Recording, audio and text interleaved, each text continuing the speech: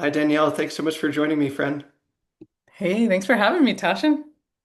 So, I imagine many people know who you are, but a bit of context to this conversation. We've been friends for, I think, 7 years now, something like that. And you have also been an ally and a mentor to me. You've supported me in so many ways over the years. And I feel truly blessed to have you in my life, as many people who know you do. Uh, you came up on the podcast before when I interviewed Zelda, who I know you know quite Oh, closely.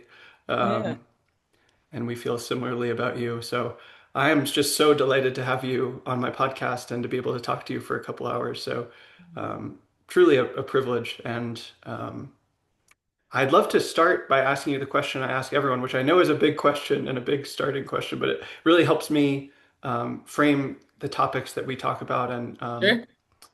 I'd love to hear about your life story and what's happened so far, and especially how you make sense of it. What kind of meaning you give to your own life and how you think about yourself and what's happened so far. Of course, someone could go and read a Wikipedia page or an article, but how you make sense of it and how you tell your story is so important. And I'd love to hear whatever you'd like to share. Mm. Wow. Yeah, I was thinking about meaning making earlier today because, just to timestamp this a little bit, we're in that interstitial space between like Christmas and New Year's right now. And I have been purposely, um, I don't know, just letting myself sort of flow with like whatever I want to be doing and things like that. And earlier today, I was having a little bit of this.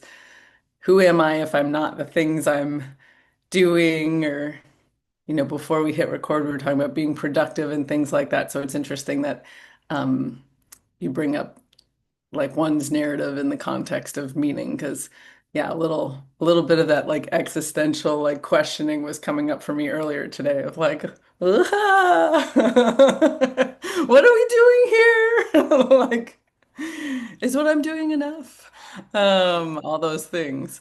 So it'll be interesting in the context of that being part of my morning and bringing that into this conversation. But let me think. What's popping up immediately for me, I mean, like, because when someone talks about like life story, I'm like, all right, we're going back, we're going to the beginning. Um, and what comes up a lot for me, actually, and it didn't dawn on me until a number of years ago, is that I was born premature by 2 months. And in a lot of ways, I really feel like through the miracle of technology that like I'm even here. And because I was actually almost 3 months premature.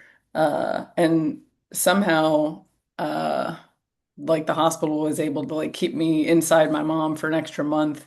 They put a probe on my head, and in fact I have a little bald spot on the top of my head where the probe went. So I always tell people if someone says they're me or they're like impersonating me, ask them to see the top of their head, see if they have like this little like, couple centimeter mark. Um, and and yeah, somehow they were able to keep me in there for an extra month. And then I was 2 months early and then, spent some time in the NICU. And of course, there's like a lot of technology around infants and things like that. And this was in 1980. And so actually a lot of this was really, really new. In fact, the first hospital my mom went to, they told her, we don't know what to do. Like we've like not really seen someone who's going to give birth 3 months early before.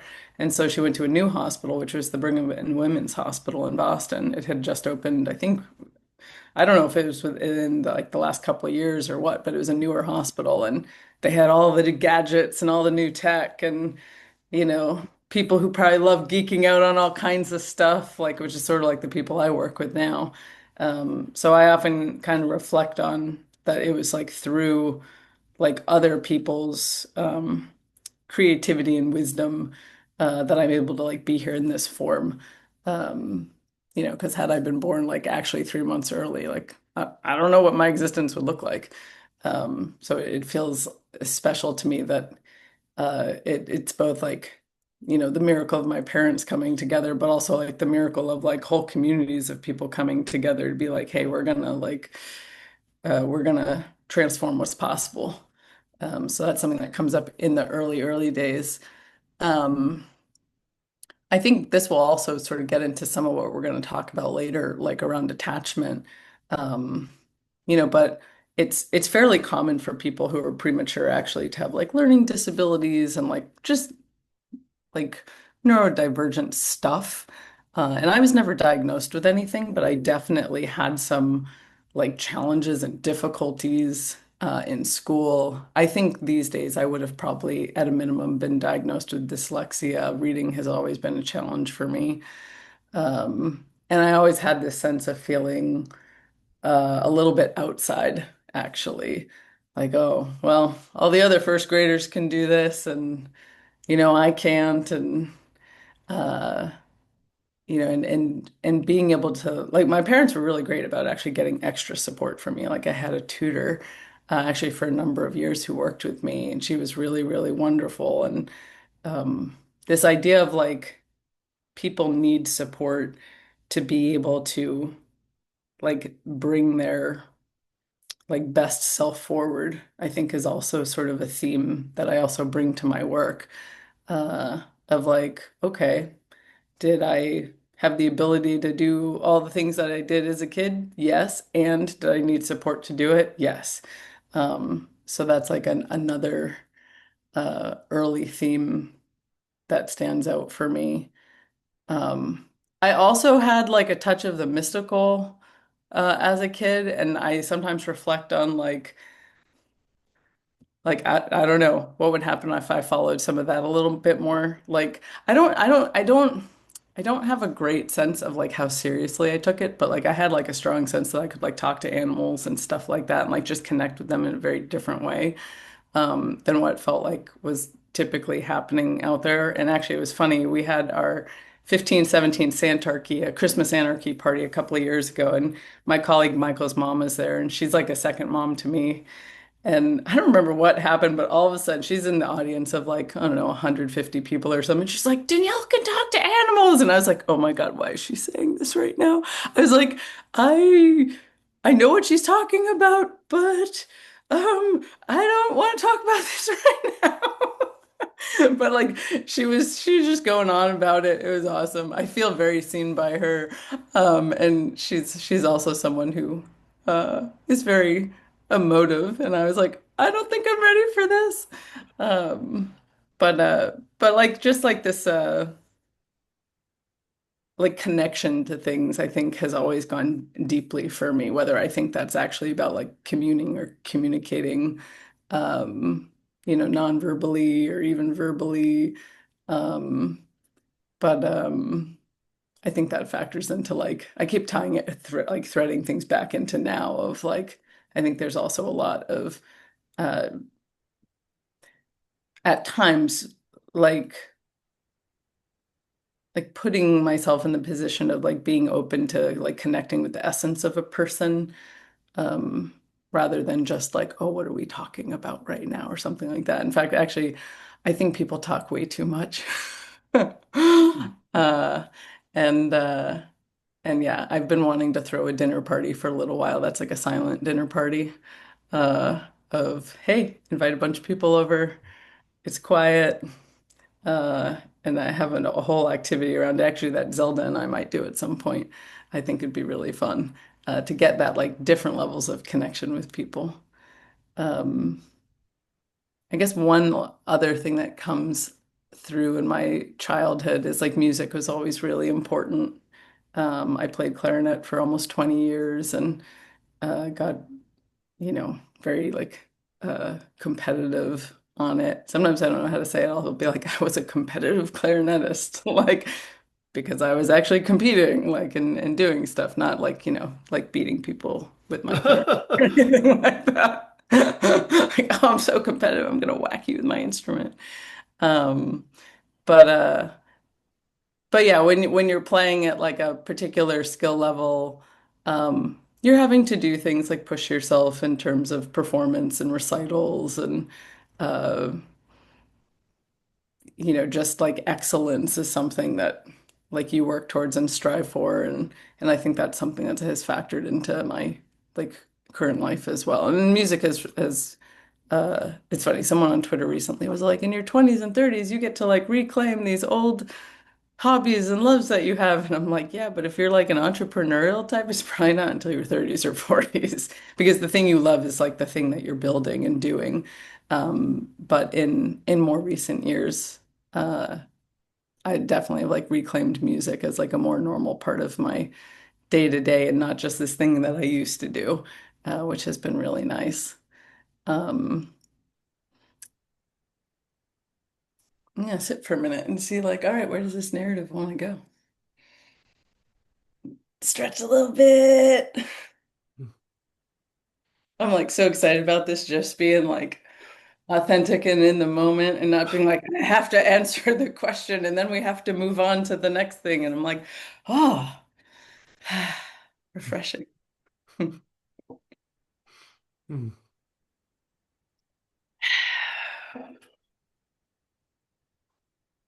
Hmm.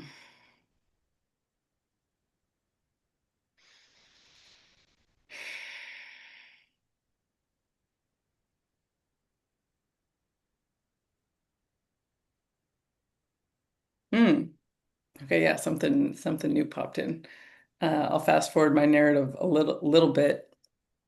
Um, I did go to college. I went to an all-women's school in the Boston area, and um, it was an interesting experience for me because mostly, especially as being like a slow reader from elementary school, there's this way where you get tracked really early of like, oh, well, you're like slow in this area, so it means we're going to put you in all of the sort of like standard or below classes, like because of that. There wasn't a lot of nuance about like, well, maybe someone has like abilities in one area and it like has deficits in the other. Sounds like that resonates. Uh-huh. Yeah. Hmm. So when I got to college, it was kind of one of the first times I was really able to choose for myself, actually, like what I would do. And it was also interesting because I also started doing swing dance at that time. And I always thought of myself as someone who was like clumsy and like, I never did sport. Oh my God forbid, I did not do sports. Like that would have been just terrible. Um, yeah, I was not good at tracking in the sport arena.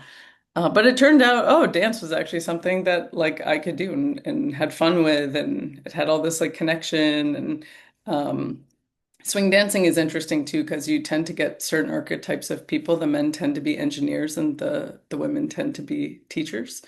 And so it's like these people who like a structured environment, but then as you learn over time, you can get like more unstructured with it over time. But what I really remember about that time period is like I took up this new thing and was doing it pretty regularly, and I felt like I grew into my brain. I feel like something else happened at that point where all of a sudden other things were getting like easier on like the learning front, which is really interesting to me because I wouldn't have expected at like, uh 18 to 20, and I started dancing at 18, um, that it would have like that profound of an effect. And I really attribute it to like this combo of being able to make actual choices in my learning and like what classes I take and what level and whatnot, and feeling that agency. And also this dance component of like getting to question my self-concept of who is Danielle? Like, because before starting swing dancing, I would have been like, oh no, I don't dance. Like, I don't know.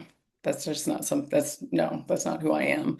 And actually, I really love anything that questions my self-concept. And I think is a really fun thing to like engage with other people on too.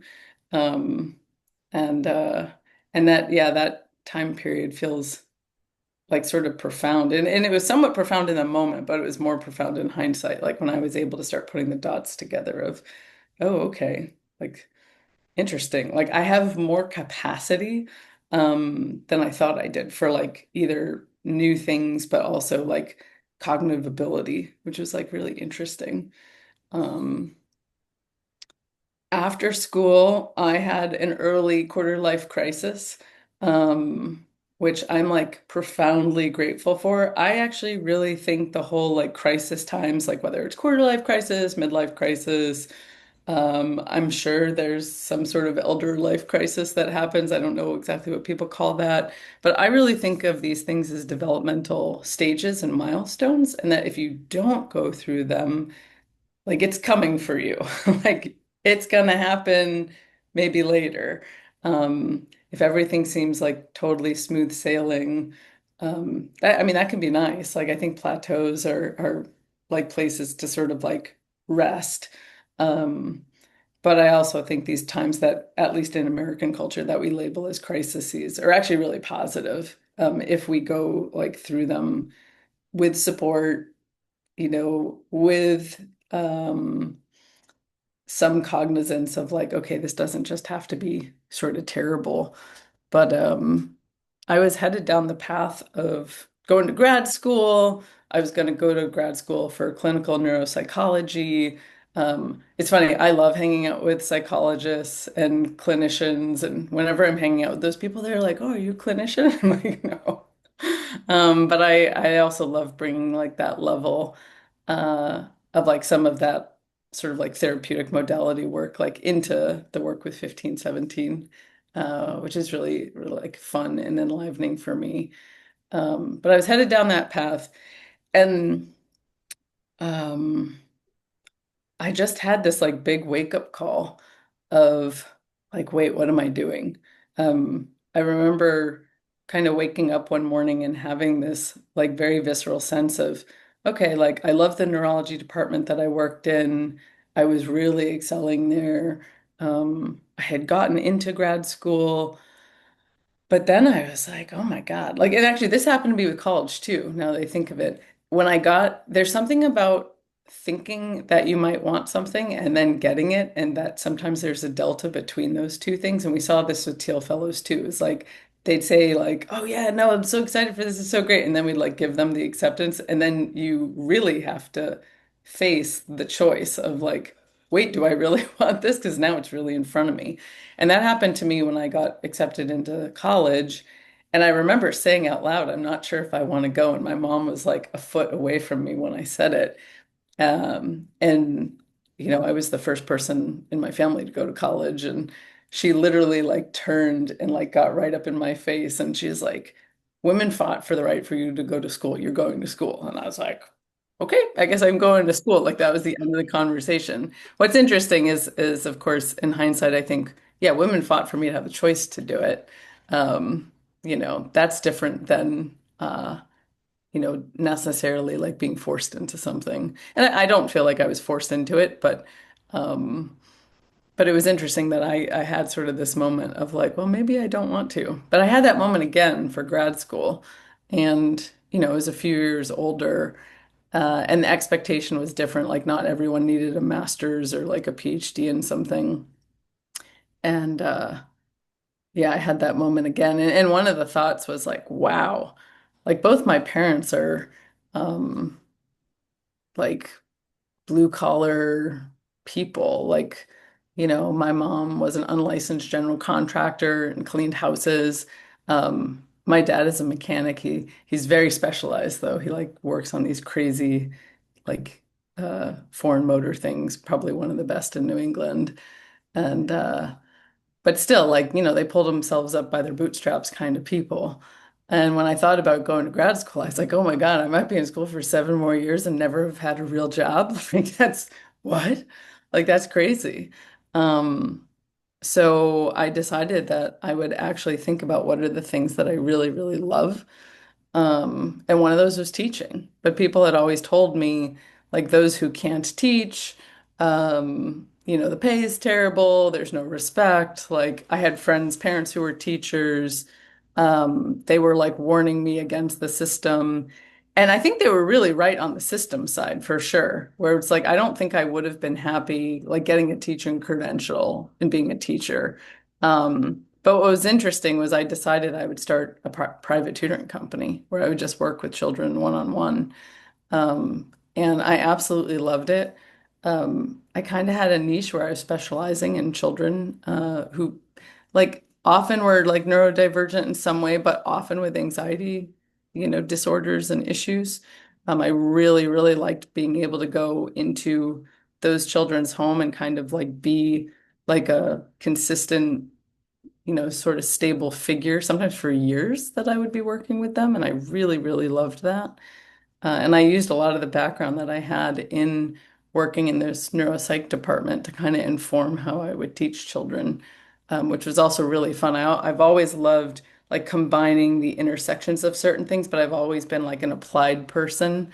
So it was really neat to be able to um, actually like take some of like the learning in that neurology department. Actually, honestly, some of the assessments that we used and like I wasn't supposed to do this, but I brought them with me to my tutoring clients. And I tell the parents, I was like, I'm not a clinician. Like, I can't diagnose your kid or anything like that. But I want to give them this like battery of screenings just so I understand better like where they're at. And I'll write up a report for you on it. And the parents loved it. And I loved it too, because it would just give me a lot more information when we would get started. Um, and I was really, really happy doing that like private tutoring work. And I had that sense of like, because one of the things I asked myself about going down the grad school route was, hey, like, am I like eating, breathing, drinking neuro stuff? Because that's the direction I was going in. And I was like, I like it just fine, but I'm not like passionate about it. Like from the music days and things like that, I had a sense for what passion felt like. And I realized like, okay, I'm not like passionate about this area. It just feels like mimetically, it felt like the thing I should do. When I would go to parties, especially before I had chosen a major, if I talked to people about education, I swear like people would like look at me like, oh, boring, and like turn around and like walk away. But when I would talk about like studying neuro, people were like, oh, so smart. And especially as a kid who grew up like with learning challenges, being viewed from other people as smart felt really validating. Like, oh, okay, this must be what I'm supposed to be doing because I'm being viewed in the way that I've like craved for so long, by like general population. Whether or not I cared about who the other person was across from me didn't really matter. I just, wanted that validation. Um, but then when I made the decision of like, okay, this is not what I'm into, and I can see that I'm being driven by these like external forces that are still like within myself, it was a really easy choice to say no to grad school and start my tutoring company. Um, and it was just really fun. I was like driving, I moved to San Diego from Boston. I had a boyfriend there. I often say I moved for love. And I would like drive around San Diego County in my Honda Civic and meet up with my tutoring clients. And over time, I got sort of niched in with homeschoolers too, and they were really amazing people. And oftentimes, I was only getting paid like an hour to tutor, but then I'd stay for another like 2 or sometimes 3 hours, like talking to the homeschool moms about like how they decided to do these choices or how they were thinking about things or when they're out, at the grocery store in the middle of the week during school time with their kids, if people ask them weird questions or like all these different things. And those moms were, really, I don't know, near and dear to me. I'm still really good friends with a bunch of them. Like one of them I just met up with in Singapore. Um, her children are probably like nearing, I don't know, 30-ish, somewhere in there. And it's just like really cool to have that shared history with someone of like, oh wow, like I've gotten to be a part of your children's lives and them growing up, and now we're hanging out in Singapore. This is awesome. Going to F1 and seeing the Foo Fighters. Why not? Um, and I guess that's another thing that kind of comes up is like there's a lot in my work where this like where this there's this crossover between professional and personal. And I think I had grown up with these narratives around like, oh well, professional is professional and personal is personal, and like neither shall the two places meet. Um, yeah, like you don't do that. Um, in fact, on the community building side, it's really funny. Like, I've also always been a community builder, but like, we didn't have that terminology when I was growing up. And I had a party, I had a Christmas party when I was, I don't know, 21-ish, something like that, 20. And I invited my high school friends, my college friends, my friends from the neurology department, my friends from the Boston Objectivist Network that I was part of. Um, and I had a friend in high school who was like, wait, you're inviting all these different groups of people together? You're like inviting your work people with your personal people? And I was like, well, yeah, why not? Like, she's like, that's trouble. Like, you shouldn't do that. I was like, why shouldn't I do that? And she's like, well, what if someone doesn't like each other? And I was like, that's not on me. Like, who cares? And what's hilarious is everyone loved each other. Like one of the guys in the neurology department had used to have been a tiger tamer, like literally for the circus. And so he's like sitting, holding court with all these friends, just talking about taming these beasts, and everyone's laughing and having a great time. And I was like, yeah, this is awesome to like be bridging these things together. And that's been something that has always been an interesting piece of my work too, is like, um, yeah, there's something, and sometimes it can be challenging when it's like, okay, like, how do I like navigate those areas? But it's also something really special to be able to like have both sides of something like that.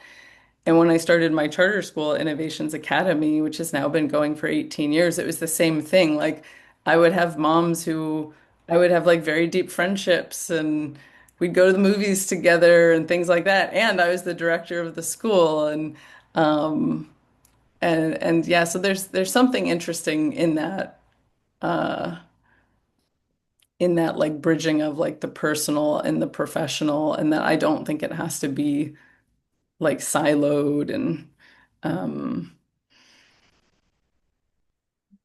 yeah, and it like, comes with like some challenges of like how does one navigate that kind of thing. Um and And yeah, I'll fast forward a little bit. I had my charter school. I got very burnt out at my charter school being a school principal. My colleague Christine Kuglin, who's also co-founder of the school, has actually been there as principal now, like for like the whole 18 years that the school has been running. I'm always like, oh my gosh, patience of a saint. Because after a couple of years, I was like, okay, being a school administrator is not my calling. Back to that, like, where's your passion at? Um, I built something I really, really loved, but did I really love having to go to the like same building every day? No. As an administrator, you're not actually working with children anymore. You're working at like the like adult level. Like, so I was, interfacing with the district and with parents, and it was fine, but it wasn't like that's not why I got into education. Um, so I ended up moving again. I actually moved for another old boyfriend up to the Bay Area, and I didn't know what I would be doing up here. I was really nervous that nobody would value my skill set. Um, and I got a phone call one day, and the phone call was from this woman, Lindy Fishburne, who I had done a little bit of contract work with, and she worked at the Teal Foundation as a director. And she called me, and her exact words were, the foundation has lost their minds. They're starting this new program and they have nobody running it. You'd be perfect. You have to get over here. And I was like, what? Like, who starts a program and has nobody running it? Like, as a charter school leader and like going through that process of launching a charter school, it's like you have to write a 400-page document. It's probably like a 4,000-page document these days. You've got to like test all your hypotheses and like do all this stuff. And like to think that someone just like started something, like, wow, like that's pretty interesting. Um, and Sorry, I hear my robot vacuum going by in the hallway, and I'm like, all right, keep moving. All right, it's continuing to move. Um, But it was a really exciting thought to me, because one thing that was like sort of hard about leaving the school was like I thought maybe in the Bay Area, maybe I'll go back to private tutoring. But like what wasn't the same anymore was like the level of impact that I was making. Like when I started my charter school, I was making like scalable impact in a community on children. And I love the impact I was making to individual children as a tutor, but like I got like this taste for something bigger with the charter school. And so I knew that I wanted something where I'd be like connected to the people that I worked with on like the individual level, but was also making like a larger impact. And the fellowship was such a perfect blend of those things. Being able to work with the individual Teal Fellows, um, like, and being making like, a global impact on how people thought about higher education and not infantilizing young people and that like, yeah, maybe we should be asking why not? Like, well, why not somebody taking like time, energy, and resources, uh, to do something like bigger than themselves. Um, so yeah, it was a pretty automatic like, yeah, I want to go do that. Um, and it was really just amazing to get to work with the early Teal Fellows and be there with them for the first 5 years of the program. And we got to work with people like Dylan Field from Figma. Figma IPO'd over the summer. Um, People like Vitalik with Ethereum. Um, we have these funny stories of like sitting with him over lunch and he's like taking a moment to text somebody. We notice he's like texting in Mandarin. We're like, whoa, like, what are you doing? And he's like, oh, well, we're starting up different like Ethereum groups in like different places. And so I've been like learning new languages so I can like better facilitate. It's like, wow, holy moly, this is intense.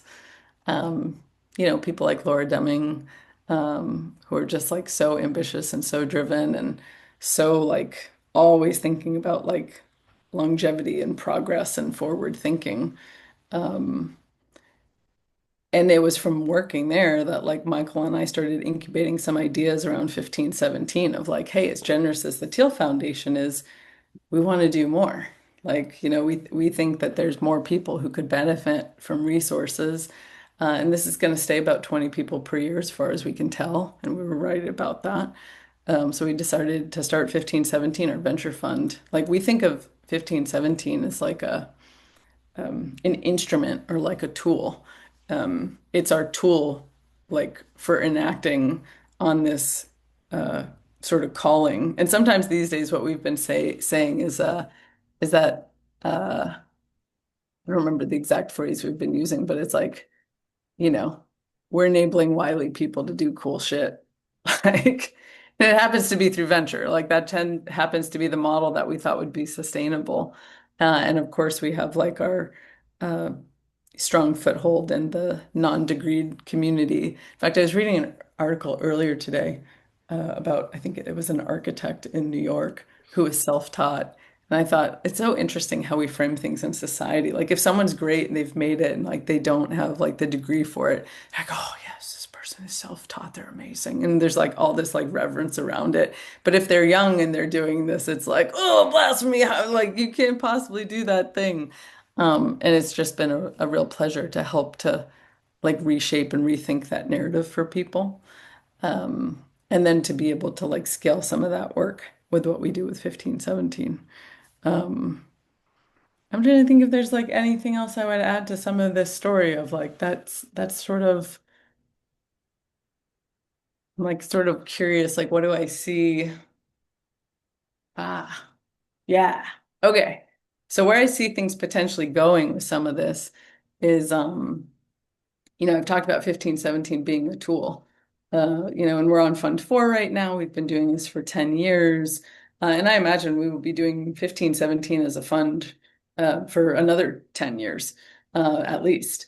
But I also have like lots of itches to scratch on like, I think our model would work for other things. Like we give out these $1,000 grants to makers to just like give them resources to help build. And what's been fascinating is a number of our grantees have like then decided to use the tool of like being a startup founder to like bring their work like to deeper fruition. Like we have a Series C company called Deep Gram that started as a grantee with us. We have a defense tech company called Mock that started as a grantee with us, and it's been kind of amazing to just see like, okay, what can $1,000 do for somebody? But I have a lot of itches to scratch in the art world on this of like, I think it'd be really fun to like jump in my Honda Fit and uh like drive around the bay and like meet a bunch of like emerging artist painters, like non-degreed painters, self-taught, um, and just like see what they would do with a little bit of support. And it would be similar to our Medici grant with 1517 of like, hey, you could spend this on rent. You could spend it on canvases, like what, paint, whatever you want to do. And I don't even need to know what you spent it on. But here's a little support to do this. And one thing that we've learned about our grants and also the early checks we do is like, um, it really is that like permission for someone of like, oh, I've been really thinking about this. And now this person is giving me like some external permission, some validation of like, yeah, why not? Why not build that thing you're working on? Like, why not give this a try? And I just really wonder how much that would cross over also into the arts. And so at some point, I imagine 1517 might turn into like, I've been calling it 1517 Familia, where it's like, this is a 1517 family office, and it's us and our besties who want to do some experimentation in some interesting ways. And, some of that is like a venture arm that is maybe like 1517 fund. Maybe it's also funding other funds that we know and love, or people who want to get funds started off the ground who might have some interesting wily theses. And I also imagine another arm of like 1517 Familia being like, hey, what are we doing in the arts and theater and like culture and like all these arenas? And it was super fun. We had our Fund 4 launch party in, I think it was May. Um, and it was like this neat culmination of all these worlds. And again, bringing all these people together that sometimes people would be like, no, no, you should not bring these groups together. But I brought the tech community and the art community together. And what's funny is what I hear from those groups is that those groups have a hard time being with each other.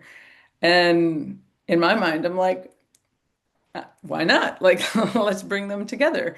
And I think sometimes the hardship there is like to go back to meaning and things about people trying to ascribe that like well, their meaning is important and where are the resources for that meaning, and that maybe resources get allocated like too much to one area and not the other, and so on, or that maybe resources get allocated for things that don't look very meaningful or whatever it is. And people have these arguments, but like I don't think that argument has to take place.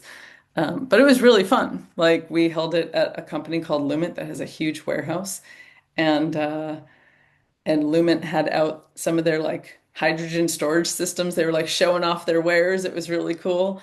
Meanwhile, we had like a founder who was working on like a sort of how to put it, like cognitive LLM model that he's building. And then we had like a live watercolor painter there and someone doing like VR art. And it was really cool to have all these different groups together. Someone actually came he's a nomad. His name is Aiden. He drives around in his blue poetry bus. He's got a great Substack. And he came and like showed off his poetry bus and like, yeah, this is what I'm doing and how I'm living. And it was like this really cool culmination of people. And it was like a 400 person party. So I am an introvert, but I love to watch other people party. So I was like, come party at my party. And like, I'm gonna like be doing all my host things, but I love to see these different groups like come in and be together. And so I imagine things that might bring more of these like multifaceted communities together in the future. Wow. Wow. She's just getting started. I'm just getting started. I was like, oh man, that was really long. Uh, No. I can be a talker. As much as I think people shouldn't talk so much, I can definitely talk. Well, I'm delighted to hear you talk, and wow, what an incredible story, and makes me so excited for what's to come. Yeah. Um, I have many questions, of course. Hmm. One is I'd love to hear, how did you start doing swing dance? Oh, gosh, how did that happen? If I recall, the place that I went was called, I think it was called the Roxy in Boston. I don't think this club exists anymore. I think a friend of mine had noticed like a flyer for it, and they had an intro swing dancing lesson and then like social dancing time after. Um, and it was great to be able to like go to a lesson. And it's funny, I'm remembering um there was a guy who was like certainly more like a way more advanced dancer than we were. And like he would befriend all the newbies basically and be like, "Hey, now come stay for the social part." And like have a good time and like practice what you did. And it's not really about like, are you good or not good or whatever. It's just about sort of doing it. And I remember um, that friendliness of his being like really infectious. Like, oh yeah, okay, yeah, great, we'll totally stay. And then we just like kept going and uh, kept taking lessons and it was just yeah, it was just really, really fun. Hmm. Uh, so yeah, I would love to do sort of more dance stuff now. The hard part is that now I like to go to bed early. I'm like, oh, I don't want dancing to start at 9 p.m. But there's a lot of like conscious dance community stuff that happens like in the mornings, which is nice. So I'm more apt to do that these days. Hmm. Um, but yeah, the swing dancer is strong in me. Like it tends to be that whatever dance you learn first, like you kind of map to that dance for anything else you learn. And I've learned all kinds of other partner social dances, and often people are like, "Oh, you're a swing dancer." I'm like, "Oh, damn it!" I guess it's coming through. I don't really Hmm. want that to be coming through right now, but all right, fine. Hmm. And how did it come about that you started Innovations Academy? Mm. Yeah, so me and my colleague Christine, this is a funny, funny story. I got a call from this woman, Christine, one day, and she said, I don't know where she got my phone number. I have no idea how she heard about me, but she said, hey, I heard you teach creative writing, and we have a homeschool co-op. It's a secular homeschool co-op in San Diego, and we're trying to find someone to teach writing to a group of about like mostly 10 boys. Like, and we're just having a really hard time with it. They're all about like 10 years old. And I'm like thinking to myself in my mind, huh. I don't know where she got any of this information because I don't teach creative writing. I've never done a co-op before. I've only been a private tutor, mostly in math. But like they're 10-year-old boys. Like this can't be that difficult. Like yeah, I sure creative writing. I love writing. Sounds great. Let's do it. So I um it was so interesting because it was a little bit like being in an audition because I went to like teach this first class and all the boys are sitting there and this is at a home and it's in the garage. They converted the garage into like a homeschool space for this co-op group. All the moms are standing in the back with like their arms crossed, like watching me, and all the boys are out front. And I don't even remember what we went over, but all the moms kind of like came at me and were like, well, my kid needs this, and my kid needs that, and my kid needs this other thing. And I felt really challenged. Um, like, like I felt like I didn't give them what they wanted, but they all wanted totally different things. And uh, I haven't watched Dead Poet Society in a really long time. But I was reminded of that movie of like, hey, we all need to like come together for a purpose here. Like there's got to be something like deeper here. Because otherwise what I'm going to be enacting is like 10-minute private tutoring sessions for each of your kids. And like they're all going to get a little bit of something. They're not going to get a cohesive group feel thing. And like I don't think that's what you want. I wrote this like I wish I had it. I'd have to see if I could find it somewhere. But I wrote this very impassioned email to the head honcho Christine Kuglin about like hey, if you guys really want to continue with this, there's two avenues. There's like everyone gets 10 minutes of private writing tutoring or there's like we try it my way and like have a cohesive class where we're like going over like thoughtful essays and writings and ideas and like doing some writing with that and like moving them into that zone. Or we can just do like 10-minute private tutoring sessions for each of them. And she was like, okay, cool. Like, let's do it your way. And I was like, okay, great. And like, then they gave me sort of carte blanche to do whatever I wanted. And it was awesome. Like, uh, I taught like a class on perspectivism and like we talked about like what that is and where that comes from and like we talked about philosophy and all kinds of different things and these boys love talking about ideas getting like an actual physical pen or pencil to paper was like challenging. But we'd be like, hey, like this is in the day of having a recorder. It was like, hey, you could like record something and then like have someone transcribe it for you, or you could do these other things. And what was interesting is like by the end of the class, and I was only going at most twice a week. It was not long.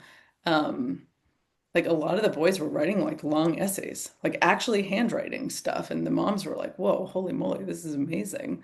And so I worked in that homeschooling co-op with them. And I was one of the few outsiders to like be part of the co-op because most of the moms actually taught the classes, but all of them threw their hands up in the air about the writing. They're like, we don't even know what to do here. Um, and one day Christine came to me and she said, hey, I'm thinking about starting a school. Would you want to do it with me? And I thought she was batshit crazy. I was I was like, school. I was like, we hate school. Like, like, why on earth would we want to start a school? And it's funny, we didn't have startup vernacular at the time. This was 2006 when we started the idea of the school. And she was like, there's enough people who keep wanting to come to the co-op, like that I think we could build something bigger. And then she also said, like, her children, she was an unschooler and she always followed her children's lead.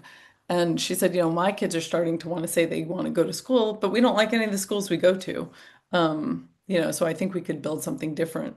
And I was like, wow, okay, that's like a left curveball here.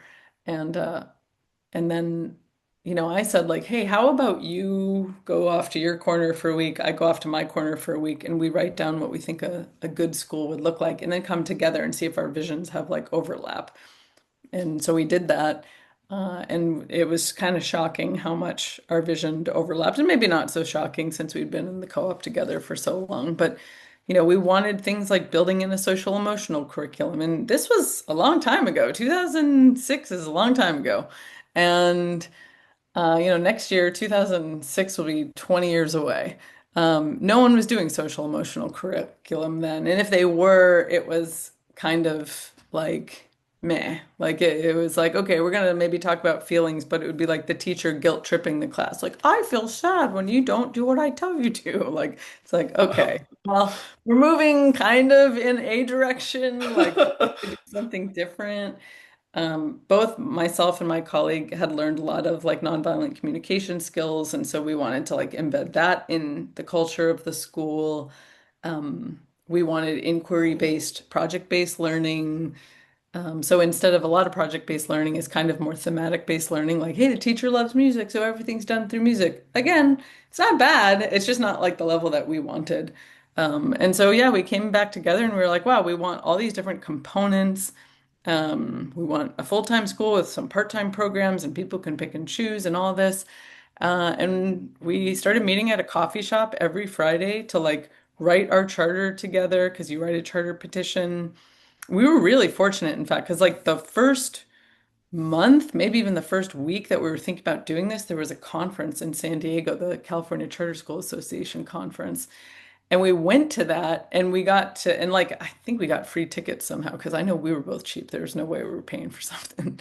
But, uh, but we both went and like learned more about the charter school movement. And, and that led into that the California Charter School Association was starting something called Charter Launch, which was a lot like an accelerator program where they would handpick like 8 teams basically who wanted to start a charter school and help them potentially get funding and get through the district processes and so on. And that was meetings maybe a couple of times a month to like give us like the lay of the land of like, hey, here's how it works and so on. So there was like a really right timing thing that came into play.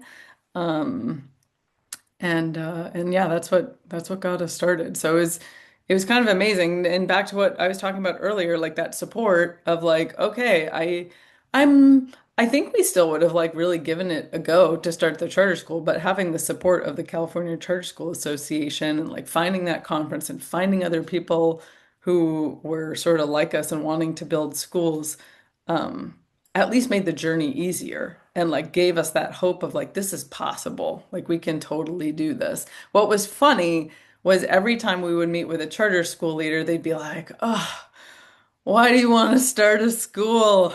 And be like, well, we have this vision and mission. And they'd be like, yeah, but what about your building? And what about the finance? And what about this?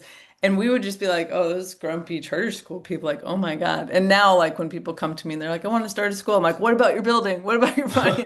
What about now I get why they were saying that. Because, like, of the 8 charter schools that started the same year that we did, we are actually only one of two. And I don't even know if that second one is still open anymore. But we were only one of two that made it through 2008, because opening a school, when the country was in economic crisis was extremely challenging.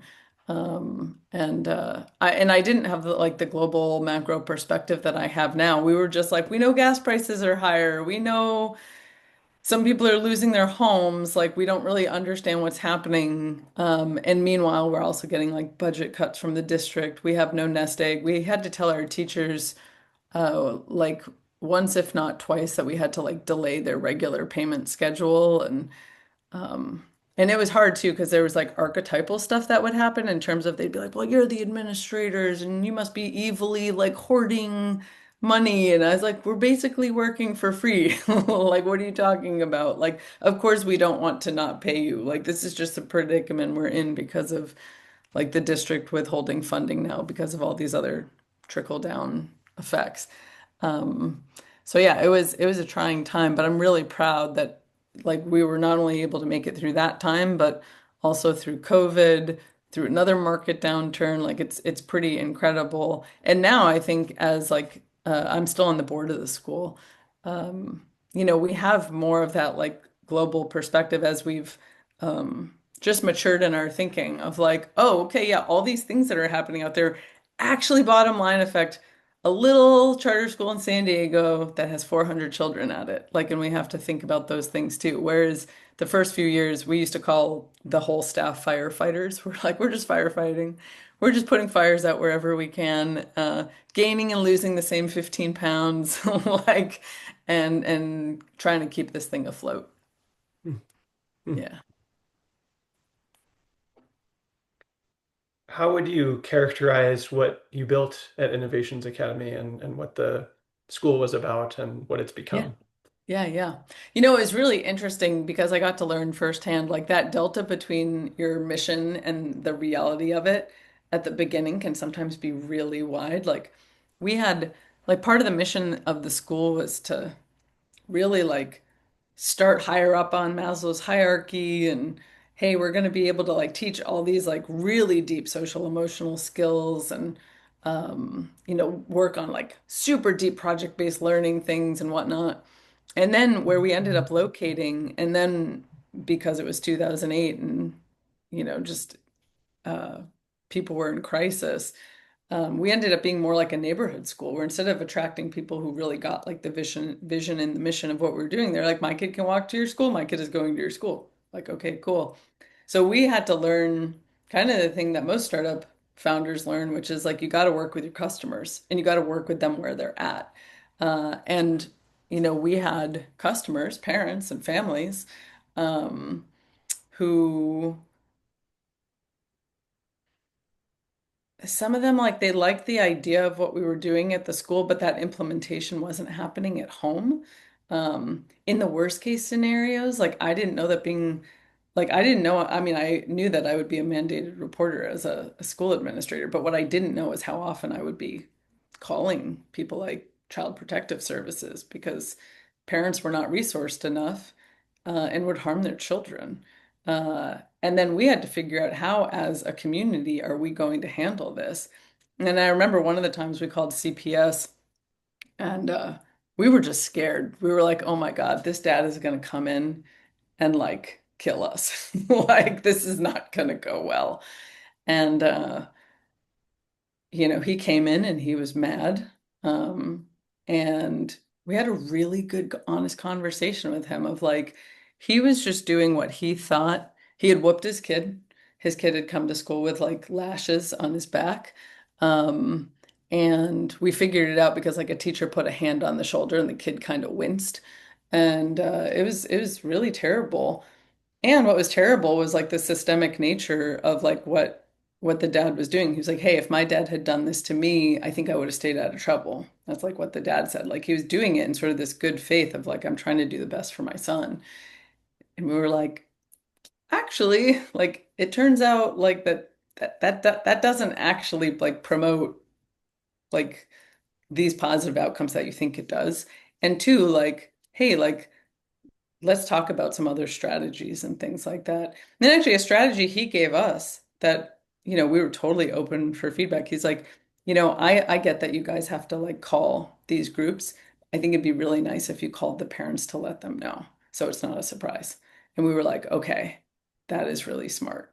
Like, because we want this to be working together and not this adversarial, like we had to call because of abuse in the home kind of thing. So lots and lots of learnings there. It was also interesting because like we opened the school K-8.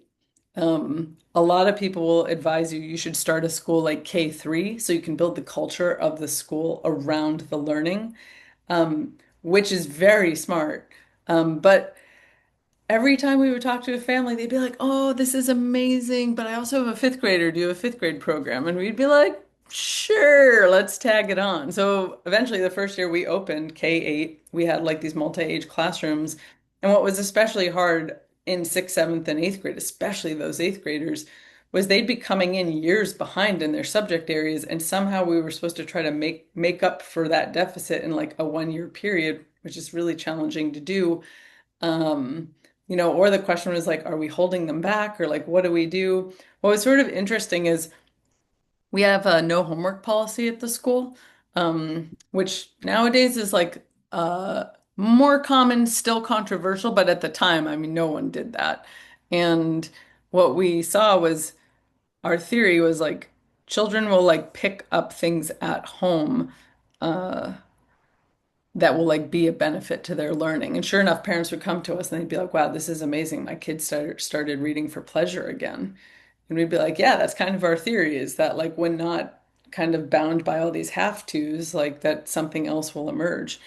And and what was interesting is we had a number of those eighth graders go to high school we were still worried about, but their parents would come back and say, like, hey, you gave them a framework for kind of like how to think about themselves on that like social emotional side and like how to like connect and communicate with their peers. And you also like gave them back some of that like choice that helps them to actually engage and feel good about learning again. And like we had so many of those eighth graders come back their first year in high school, and the parents would be like, yeah, they're doing their homework just fine. They're like keeping up. And we were like, wow, okay, interesting. Like this is different. Um, and yeah, just amazing to hear those types of stories. And the first 2 years of the school, we called a large group therapy session because it really was it for the parents, for us, for the children. Children would come and tell us these horror stories, and it was like they needed to, you know, I don't know, like they needed to get it out of their system. And like little kids too would come, like I don't know, second, third graders, and would just come and be like, "Hey, can I tell you the story?" And we'd be like, "Sure, what's the story?" And they'd be like, "Well, when I was in kindergarten, like I didn't get in line in time, so my teacher like she came to me and like tied my shoelaces together and made it hard for me to walk and put me at the end of the line. So then I had to like stumble my way through." And we'd be like, "Oh, that's terrible." Like, and kids would just come to us with these stories. And a lot of the first couple of years of school for a lot of these children was just like unprogramming themselves from the environments they had been in before. Um, and so now what's interesting, now that we are 18 years into the school, is we've had so many children who have started with us at kindergarten and gone all the way up and through. So they don't have the same like sort of uh, shaken off trauma thing that our first few years of children had, which has been really amazing to see. And of course, the staff too, over time, has gotten better and better at implementing, the curriculum and the types of projects we want. And because similarly, it was hard to find teachers who we're trained in this way that we're talking about. We had a lot of people who wanted to do it and genuinely like wanted to give it a try, but oftentimes we lean back on the things that we know. So, we would tell teachers like, "Hey, we're not doing rewards and punishments in the classroom." And they'd be like, "Okay, cool." And then we'd like go into the classroom one day in the early days and they'd have like a marble jar. And we were like, wait, what's going on with the marble jar? And they're like, oh, well, we're working towards a pizza party. And we are like, but that's like rewards and punishments. And they'd be like, well, we're doing it as a group. And we're like, yeah, but that's not what we're doing here. Um, and so being able to like give the staff the support of like, hey, like we are moving in like this different direction and we're trying to stoke like internal motivation rather than it being for an external thing. And um, that took a lot of time, um, and a lot of training, and now I think our staff, um, is both like more trained and has been there longer and so on. And of course, like these younger children, like growing up in the system has like a pretty profound effect. And so I feel like we're much closer, like that delta of like, oh, we thought we'd be working mid to higher tier of Maslow's hierarchy. It's like, I feel like we didn't, I felt like we were starting to hit that stride right before COVID. So it took a long time to get there. And then COVID happened, and that was kind of a giant reset on the system. And now I feel like we're back at like, okay, we're doing all these things we want. How do we like take it to the next level at Innovations Academy? Um, so yeah, and I think especially that first year that it was so shocking to be like, okay, the delta between what we want to be doing here and what our students need right now. It's like our students need food. Like some of them haven't been fed this morning. Like, so okay, like let's make sure we serve breakfast. Like, um, you got to start with where your population is and not where you want them to be, because that's delusional. And that was a very um, yeah, it was just a hard lesson to learn of like, okay, like this is what we got to do. But when we reoriented to like what the students needed, the results were really interesting. And a couple of fun stories were actually coming to mind. Um, One was we experimented with lunchtime a lot, and you would think like, oh, you want to have like similar ages of children out at the same time, like they're the same size and things like that. And um, what we found out, at least in the first couple of years, was actually having kindergartners and eighth graders out at the same time was marvelous. It was so great because it's like the little ones would have a buddy, and they could like help each other out, and the big ones would feel responsible, and it was super, super sweet. And then to put sort of a point on some of our methodology, um, I'll never forget these two stories, but this young woman, I think her name was Kayla. She's in third or fourth grade. Teacher calls me to the classroom. Hey, Kayla dropped an F-bomb in class. I was like, oh man, okay, cool. Well, our view at Innovations Academy is like, there's very few things you could do that are just outright wrong. It's just the wrong place for it. It's like timing kind of matters.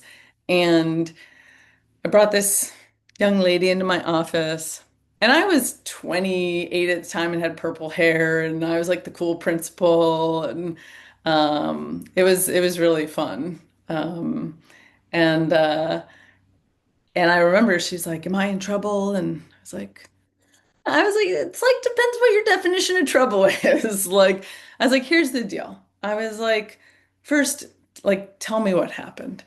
And she's like, well, I was really frustrated with something. And, and so then I, said the F word. And I was like, I get it. I was like, I too have been very frustrated and said the F word sometimes, and sometimes wanted to say the F word and not say the F word, and sometimes go ahead and say it. And, and I was like, listen, I don't think there's anything wrong with what happened. It's just that we can't have it happen in the classroom. I just can't have you saying the F word there. And I said, so listen, if you really need to drop an F-bomb, you can ask to be excused from class and you can come to my office and I can give you my office and you can either like swear in here with me in here, or I'll give it you the office and I'll shut the door and you can have it to yourself. And like she looked at me with these like big wide eyes, like for real? And she went back to class. And I think it was the next day. I get like a knock on my door and she's like, "Oh," she's excited. She's like, "Oh, Danielle, I really need to swear. Can I swear?" And I was like, "Yeah, cool." I was like, "Do you want to come in here and like swear? Like, do you want a person to swear at, or do you want like the room to yourself?" And she's like, I'll have the room to myself." And I was like, "Okay, cool."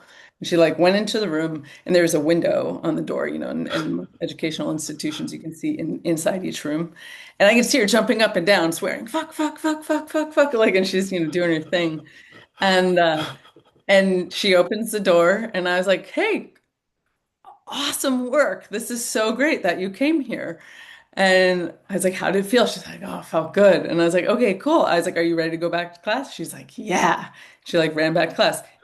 This is to me the profound part. She never came back again. She never needed to know that the option was still there. And we saw this so many times with children, where when we gave them the space to like release the pressure valve of whatever that thing or behavior was, oftentimes they would never come back to use it again, and we wouldn't have that behavior problem happen in the class anymore. And yeah, we would just use this sort of methodology a lot.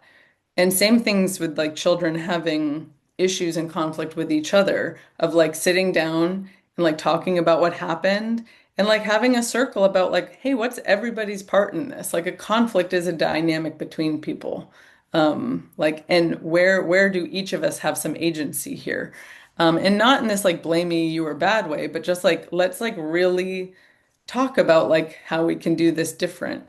And so I do say the first 2 years of the school were like 2 years of talk therapy, but like it's a lot of what we do at the school still is like really talk through issues, um, and like try to get to the root of something. And yeah, it's always amazing to me that like, okay, and when we like figured out the root and gave the choice, that like the behavior typically extinguished itself, which makes a lot of sense to me. And it's just so rare that you see environments that are able to, um, like one, there's like a patienceness that has to be there for that. And of course, like, you know, we, not all schools have like the staff who might be informed in this way, or even just being able to take the time to have that kind of conversation. Um, but also to just like trust the process. Be like, okay, we're gonna see if she drops more F-bombs in classes in class. Let's see. Hmm. Yeah. Hmm. I love that story. Hmm. You mentioned two stories. Was there another story you wanted to tell? There's another one that's like similar, but it's so Mhm. similar. I don't think we need to go through it. But it's interesting. I'm thinking about how some of this ties into 1517, because we have founders who we always tell, we do an onboarding with founders and we talk to them about like, you can come to us at any time about anything. Um, and I find that like personal, professional, and we always tell them we have literally seen it all. Like every crazy thing you can think of, uh, we've seen it.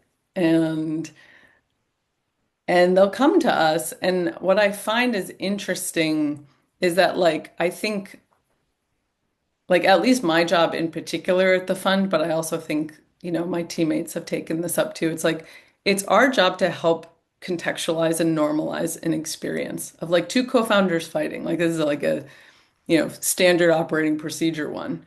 It's totally normal. You're in the system of being in a startup. Of course, you and your co-founder are fighting. If you weren't ever fighting, I might even be nervous for you. And being able to like add that kind of context of like, most things are in the realm of, oh yeah, statistically speaking, these types of issues come up, and I have some real doozies, but I'm like, nah, I'm probably not going to talk about them because it might be a little too identifying for people, and being one like a trustworthy is important. But we've also seen some really deep like interpersonal like wounds between founders where it's just like, oh yeah, like in the realm of the human experience, some of these things are sort of more standard operating procedure than you might guess. And so it's easy, I think, for people to think like, oh, this is personal. This is like about me. It's like, well, you're in the system of being human. And in the system of being human, these things are actually pretty likely. And also being able to have that like inquisitive mindset, especially to the person who is maybe doing something that is like improper or uh, against certain rules or something like that, to be able to talk to them about like, hey, I just want to check in with you, like what happened? Like, because clearly something happened that like caused this other thing to happen. Like, let's really talk about that and like um provide space for that discussion instead of it just being like, oh, you did this bad thing and here's what happens next after that bad thing. Hmm. I love the idea of founders receiving that kind of support as they go through the many challenges that they face. Oh yeah. Um, when you were asked to start the Teal Fellowship and help with that project, what was sort of the mission? What did they tell you they wanted, and what was your job at the time when it started? Well, I made up my own job description. So Great. What mission did you give yeah. yourself then? Yeah. I'm trying to remember if I wrote it. I'd have to look back at that doc and see, like, did I give myself a mission statement at the beginning? The phrase and like it's basically sort of like ties into a mission that we used all the time with the Teal Foundation when it was called 20 Under 20 with some ideas just can't wait. It's this idea of like, hey, it's really important that things get out there in the right time and some things are urgent, and you shouldn't wait until you finish school or until someone gives you permission or until you have your first couple of jobs or whatever. Like you should start it now. Um, and My own personal mission has always been to bring freedom, agency, and autonomy to young people. And I think that was very much sort of baked into what we were doing at the Teal Foundation. That was something that was really beautiful about coming on board was there it really was a tabla rasa. And I remember when I was interviewing, I was kind of concerned about like, am I going to be seen as like a manager for this thing of like managing someone else's dream and just like kind of hammering a nail on this. Like, I really want to be an architect. Like, I want to design and I want to get my hands dirty and like bang the nail also, but like, I want to be part of that design piece. And it was really clear that that was wanted. And not just like openness to it, but it was like, okay, yeah, this is a real part of the role. Um, And then also thinking about crafting it with the Teal Fellows themselves. It's like I knew from the experience with the charter school of like, we're going to have all the ideas of what we think this looks like and how people might be spending their time. But it's like reality is going to happen.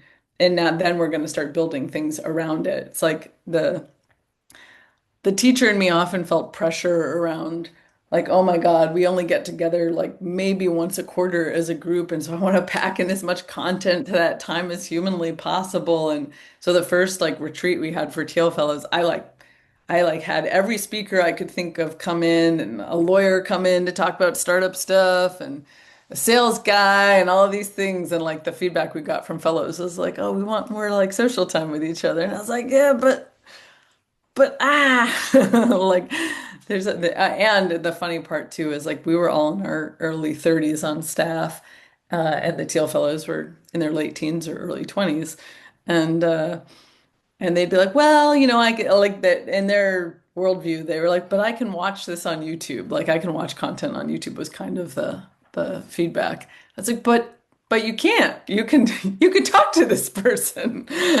So it was actually kind of a funny like uh like some of us some of us are like in the Gen X category on staff. Some of us are like the older millennials, and then these were like the younger millennials. And so, it would be us like Gen X Zennial types, like furiously taking notes at the back of the room, being like, okay, yeah, this is good stuff. And like the younger millennials being like, I could watch it on YouTube. And we were like, oh, like it hurts. Hmm. Um, but at the same time, like we found the right balance over time of like, okay, yeah, like we want like more social hangout time with each other And yeah, we're not just going to like totally give up on content. Like maybe we're also going to do it in some new ways or scatter it throughout the year more where it's just like optional to come in and partake in something. So it was really incredible to build alongside the Teal Fellows, and then amazing to have the fellows be part of the process of selecting the next group of fellows. Um, and yeah, it's just really, I mean, it's really funny too, like on staff, like we would never call them kids. Like we don't use that word. I don't use that word at 15, 17.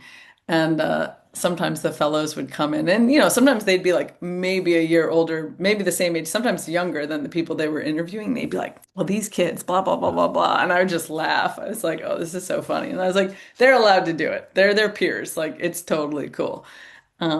But yeah, it was really fun to like have them become part of the process because they were building this cohort and community that they would be part of like for a very long time. Um, and I think that's been really special to see like how much different people in the fellowship have like bonded to each other and the different cohort classes across class and so on. Um, so yeah, lots of fun things to architect there. Mm, mm, mm. And why, just a detail about that, why did it become clear that it would only be 20 people each year? I think it just seemed mm, I mean, I don't think it was something we like explicitly asked Peter. We weren't like, "Hey, let's make this bigger." Um, it just seemed kind of inherent, like, okay, this is going to be kind of the container. And then like watching that container over time, I think the last group of Teal Fellows, I think there were technically 15 of them. And so it was like, okay, like not only was our hunch right that it's like going to remain about 20 people per year, but like yeah, that like it would not expand beyond that, which is one of the reasons that we wanted to start 15, 17 is because we were just like, we know there's more people out there, um, who would be able to build like great things with this type of support. Hmm. Um, you've had to wear many, many, many hats in all of the jobs that you've been in and roles Mhm. that you've been in. When you're doing your best work, what role would you say you play? And, when you work with Michael, your Mm, co-founder, mm. like your collaborator, Yeah, what's the role that you play and what do you kind of keep in his part of the field? sure, totally. I have a lot of generative energy, like a ton. And so like yeah, I mean, it's often that I'll call Michael and be like, I have an idea. Like, and that's where I get really excited. It's like, okay, like, what are these new things that we could build on top of the foundation that we have? Like when we started Fund 3 years ago, what I told our investors was like, this is building the foundation for us to be like a positive institution. We're no longer just like, okay, we've got a couple of funds, we're working with a couple people kind of thing. It's like this is really a foundational moment. And now what can we like build on top of that? So I love thinking about um, program and craft and expansion. Like when we started Fund 3, we started a program we called our AIR program, our advisors in residence. And that was very much the educator in me seeing like, okay, we've got Fund One and Fund Two founders who have all this institutional knowledge, and now we can like roll them back into the fold. Some of them, let's bring them on as like a contract role, very part-time, but working with current founders in Fund Three to like help them leapfrog some of those mistakes or maybe some of those good things that they did and like get ahead faster. And it's really fun to think about like, okay, how do we craft this role? And, who do we want to sort of experiment with being in this role? And Harry Gandhi, one of our Fund One founders, also an old Teal Fellow, we had him be one of our first heirs. And I also like the word air. I like designing like, oh yeah, we're bringing some air into like what we're doing. Um, and we also didn't want it to be the pressure of what's typically called an EIR program, an entrepreneur in residence. And I think the reason a lot of funds do an EIR program is because technically you're writing someone a check out of your fund for them to start a company. and for them to incubate that idea. But we didn't want that pressure. Like we wanted it to be more like, hey, like figuring out whatever is next is fine. But we want to like keep you in touch with like the portfolio right now. Um, and it's been so amazing to build that program out because what used to keep me up at night about building 1517 was like, where are we going to find other people who speak to young people like we do? Like that's that's going to be tough. And of course, oh, it's people who have essentially like in some sense really grown up in the 1517 way. When we first hired Harry, he was like, guys, I'm kind of nervous. Like, you guys have known me since I was like 17, 18 years old. Like we've known each other, I think at that point, like 10 years. Like you guys feel like family to me, like, ah. And we're like, it's fine. We've navigated this. Like we've done this, we've navigated this with our colleagues Nick and Zach. Um, and like we can do more of this. And so bringing that in has been really exciting and something that I really want to experiment with in our newest fund. Um, is something like our AIR program, but more on ecosystem development, whether it could be in the US, but I really envision it being more of a global program of like, we've been traveling a lot internationally lately, and every time we go somewhere, people are like we were just in Tokyo, and people are like, oh, are you going to fund startups in Tokyo? And like the answer people want to hear is, oh, yes, definitely.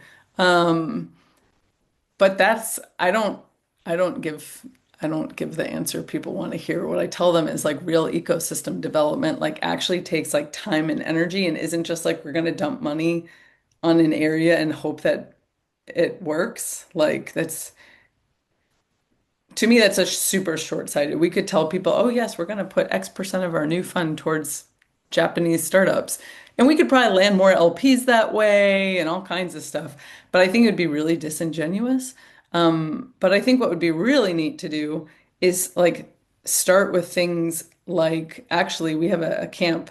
And this is also one of that like generative sort of ecosystem developing things that came up in the last few years of like having this teen camp that we run. And we've done it for 3 years now. And one of my new thoughts about the teen camp is it might be fun to do a couple more teen camps. They're 4 days each. We do a deep tech field trip day in San Francisco and sort of like bring them into the culture here. But it could be really cool to do like an ecosystem one where it's like, hey, let's get like 30 teens from Tokyo to come. Let's have them have that experience and let's have them go back to Tokyo together so then they can start meeting up and doing things and generating their own ideas. And maybe they get grants from us and other things so that in a handful of years, some of them are maybe interning at startups, maybe some of them are starting startups. But like, I think ecosystem development typically starts. I mean, and you see this with culture too. Like, culture typically starts with younger people. It's not like the older people coming in doing something that is sort of like challenging something. It's typically the younger generation. So I'd be really curious about um, doing ecosystem development and then tying this back into the air role, I think it would be really cool if we had our advisors and residents who might want to spend a year or 2 years somewhere, ideally a place that they like know and love, or maybe their family is from there, so they have some of the cultural context, and then also do ecosystem development there. So these are the types of things that like I love to geek out on and experiment with and think about. Um, and like founder support is obviously like really important to me. But like, yeah, I'm the like, I have an idea. Like, I want to generate a new thing on the team. Um, and Michael has some of that energy as well. Um, Michael's it's interesting. Like I would say Michael is the most well-read person I know. There's this awesome German word. It's something like Sitzfleisch, and it means the ability to sit your ass in a chair for a long time and like basically focus on any one thing. I do not have that ability. I'm like, oh my God, I need to get up and move. I can't just sit somewhere. But Michael can read and read and read and read. And so he's always like updating himself on, hey, well, like what's sort of the latest and greatest in these fields? Where are things going, like looking at global macro, um, and then thinking about how do we inform our fund around that. And meanwhile, he is also working with founders and like we all wear all the hats at 15, 17. At one point, we kind of tried to be like, oh, this person's going to be our grant person and this person's going to do this and that. I find that I don't think that works as well for our team. I think I at least am happier when it's like, hey, some of my calls are about doing ecosystem development. Some of my calls are directly working with founders. Some of my calls are working with grantees. Um, and I think it gives us a way to like really keep in touch with the fullness of our work instead of having like siloed sort of almost like departments for something. Even though that might be like more efficient, I don't know that uh yeah, I don't know that that has like a great direction for us to go. Um, Michael wrote a book a few years ago now. The book's getting a little bit older, Paper Built on Fire. It's going to be re-released, I think, this year with the O'Shaughnessy Group, which will be really fun. And he's been really great, like telling our story at 15, 17. And it's been fun because a number of our new founders who we work with have read Michael's book and will like come to us and be like, I'm not going to do what that other team did. And I'm like, oh my God, that's hilarious. Um, so it's really fun to have it out there. And he's working on some new writing as well right now to like, because like writing is a way of getting things into the culture and it's also a way of like scaling that message as well. So there's like lots of different hats that we wear at 15, 17. But I love when I'm in a pitch with Michael and I can like turn to him afterwards and be like, I have no idea what they're talking about. Do you know what they're talking about? Like, you're like the smartest person I know. You've read all the books. Like, I'm going to lean on you for this. He'll be like, I have no idea what they're talking about. Okay, great. I was like, it's not just me. And in fact, we actually have an anti-trait around that. We call it the cloud of abstractions when someone sounds incredibly smart. But every time you try to poke into what's there, it's just like this evaporative cloud where you're like, I can't find the thing. Like, or you try Mhm. to ask someone a simple question, like, cool, what are you doing on Friday with that? And like, they can't answer the question. They just go back up into the stratosphere. So it's always a good sort of gut check for me when I turn to Michael and I'm like, I don't know, seems sus. Mhm.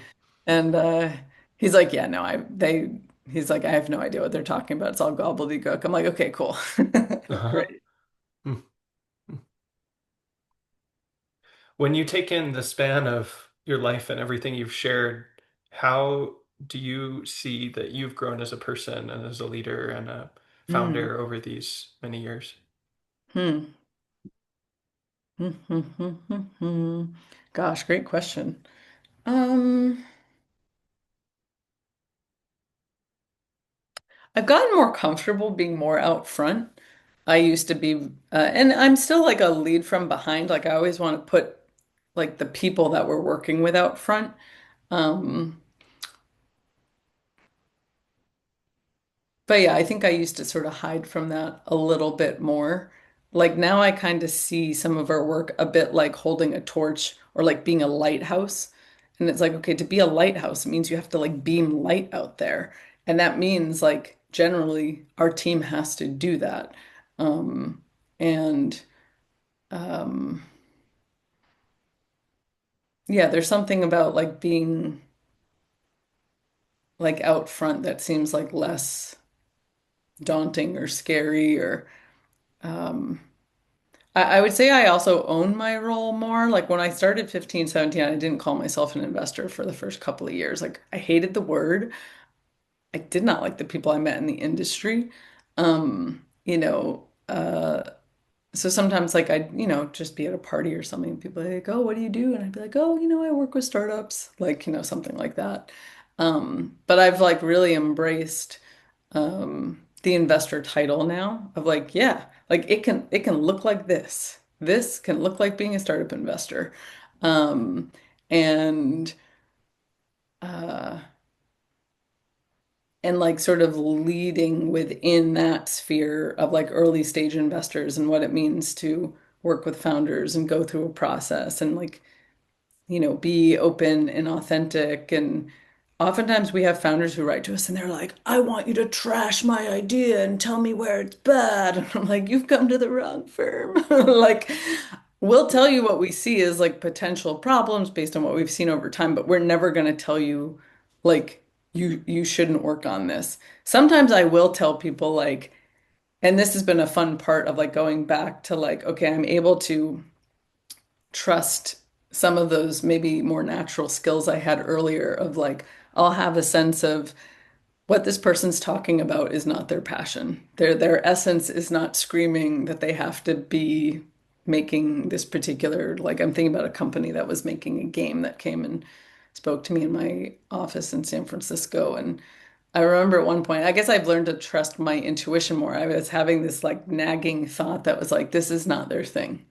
Um, and and I just said to them, I was like, hey, listen, I'm having this thought, and I just want to put it out here, and it could be totally wrong. Like it's just a thought. I've like literally known you guys for 12 minutes. Like I don't know what it is, but I just want to put it out there. Like, cool, what is it? And I was like, I'm just not feeling the fire in the belly on your game that you're making. Like what I'm kind of inferring between the lines is like you need to figure out something to do, and they were a YC company that like was not doing well, which is obviously the majority of YC companies because the majority of startups are gonna go under. That's what's gonna happen. And they were like searching and clawing for an idea to do. Um, and I was like, that's kind of the impression I have is that you're like searching for something to do and somehow you've glommed onto this gaming thing. And it was two guys and they were both like, yeah.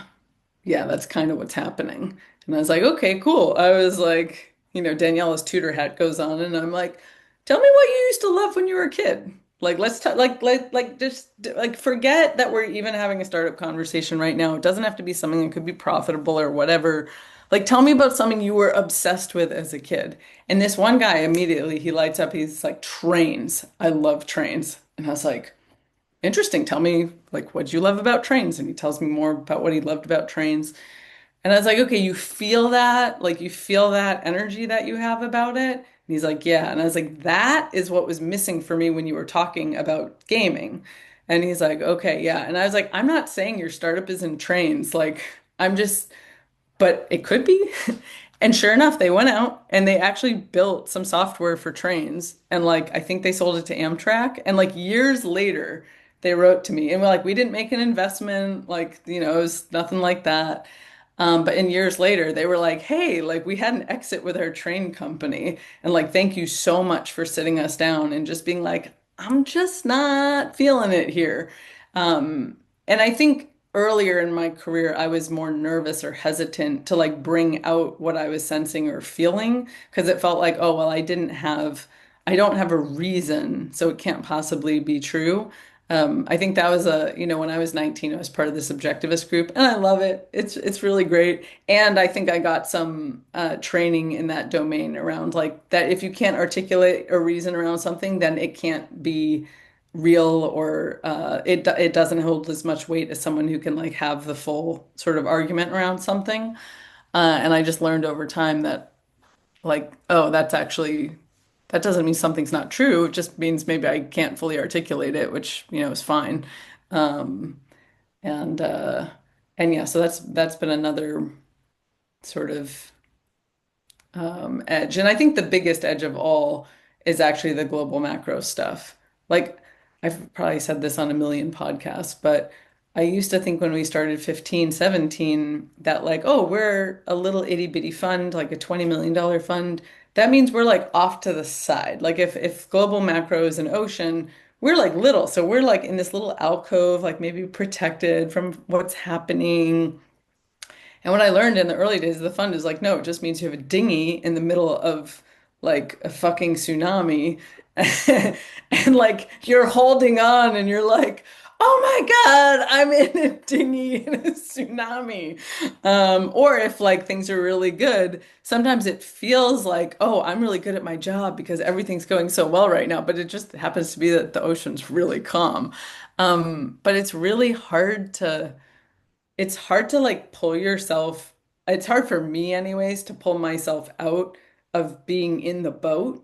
I think there's real positives to being in the boat. That's where a lot of my generative energy comes from. I'm like, hey, here's what I'm going to do with this boat. We're going to put this thing over here. We're going to drop anchor over there. Like, but at the same time, being able to like see the whole environment is really important and like working that into your thinking. And what I say about founders is like, my God, if we have a dinghy, then they're out there with like the arm floaties on, like with a above water, like Uh-huh. hoping they don't die. Um, and sometimes I joke and say like A16Z maybe has like an aircraft carrier, which is like a bigger vehicle, but still in the world of the ocean, it's still actually not that big. Um, so I think that's been like this learning that continues to evolve for me over time is like how to conceptualize being part of something so much bigger than myself. Um, like it's funny, in my mind that was starting to verge on the spiritual of like, yeah, and then like we can all think of ourselves as like a tiny drop in the ocean, like what are we doing here and what's going on? Um, and I don't have great answers for that either. Um, but uh, but yeah, I don't know. We're all just like additive in this, but being able to like pull oneself out of your vehicle and see the larger environment is like really, really important in so many ways in the work that I do. And I think that's important. I do think there's a global aspect of that viewing of like being able to pull oneself out and be like, okay, cool. Like I'm like really focused and in it, but like let's look around and see what's really going on. Like what's the context of everything that's happening right now? Um, yeah. Hmm. Hmm. Wow. Wow. I've got to say, I feel so proud of everything you've done so far, and I think Oh, you've learned so much and helped so many people. It's really inspiring to me. Um, you use the word support maybe 12, 15 yeah, I times was or gonna say something. like a dozen And times. Yeah. yeah, what does the word support mean to you? Like, how do you love to support Yeah. people? It's funny. I think the word support evolves for me over time. I've worked with a coach, like a personal coach, for a long time, probably like 10 years at this point. Um, and we have a lot of conversations around doing things from a resourced place or an unresourced place. Um, and that like you can, yeah, you obviously are going to have really different results if you're like doing something from a resourced place. Um, and there's also something about thinking about the like unresourced place of like that you can have some empathy for yourself of like, okay, like I'm not in a resource place around this, and like this is why my response is like not the way that I want it to be. Um, but we talk about support a lot too in terms of that resource. Is like resource isn't just like I'm gonna pull from the depths of within and do this thing. It's even as simple as I mean, this is just so funny, but like when we do a session, I have like this like big round sort of couch that I sit on, and it's like we put pillows in different places, and it's like, okay, my arms are supported or like my back supported, like, by these external things or I had a really funny moment recently. I just started taking voice lessons. I love learning new things. I love working with great teachers. And this teacher's she's funny. She's so skilled and so goofy, and I love that combo because it's like very safe to just be with her. But we were doing something where I had like a stand over here, like a music stand over here. But my body was kind of pointed this way, so then I'd have to like move my neck this way. And she's also very like somatic and spiritually based and has a yoga practice and all this. And she's like, you could just make things easier for yourself and move the stand over here. And I was like, brilliant. I was like, this is like part of my life in a nutshell. And I am definitely one of those like how you do one thing is how you do everything people. And so I've been doing like these funny things at home where like when I've been practicing music, just being like, I'm gonna put the music stand like where it feels good instead of wherever I have been putting it for no reason at all, or even things like I've been reading more, which has been really lovely, and I've been reading on a Kindle, which has been working really well for me, which I'm a bit surprised about. But I like put the Kindle on the music stand, was like, oh, I can like relax my body while I'm reading, like instead of like holding a thing and all this stuff. And so I think a lot about support now in terms of not just like what you can like grip and bear and like will from like the internal, but like what is in your environment.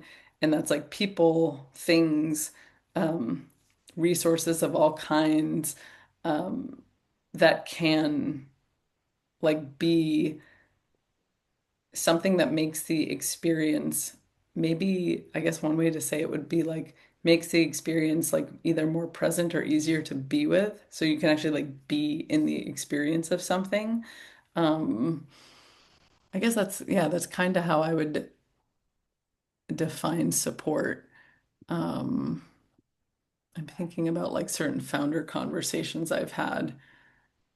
Like when I think about founders who are going through something like really hard, what they don't need is more hardness. Like um they don't need an inquisition. They don't need like that's already happening like internal or from other external forces. And it's like, okay, what they need is like something that can help them like be present with the like right here and now and like with the experience of like what's happening for them. And so as much as I can, I like to provide that. There is a second edge to this that is for me something that's been interesting where I'm really good at this skill. Like it's something I've have a natural inclination towards. It's something I've actually spent a lot of time developing in like personal development work and workshops and whatnot. But there's also like there's a nuance that's starting to come in for me around how to say it. It's super new. Um, I guess that one way of saying it is like making sure I'm resourced when I'm giving that resource. Um, and that's where I often need to kind of like slow down because oftentimes I will be giving this resource, but then I will be like unresourced afterwards or days later, or whatever it is.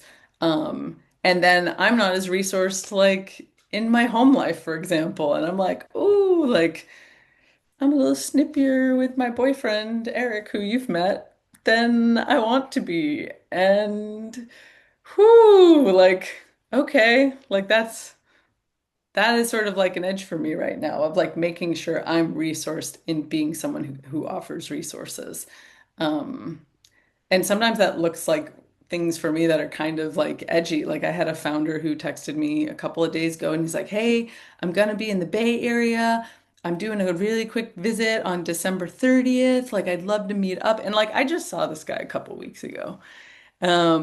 So part of me is also like, okay, like the urgency, like we just talked, like, and I wrote to him and I said, hey, listen, like right now, I'm like, I don't know how I said it, but I think I said like, over the holiday season, I'm like, I'm like not taking meetings, like that's what I'm doing, and like it even saying it, I'm like, oh, I feel like a little like on the inside, and. Yeah, it's tough. Because I want to be supportive. I also like if I have FOMO about anything, it's people. So I'm like, oh no, like what if? Because like so much amazing stuff has happened through like taking that meeting or the Mm. serendipity of like being in the right place at the right time and all that. And so I have a ton of FOMO around like, well, if I say no, then I'm like manufacturing no.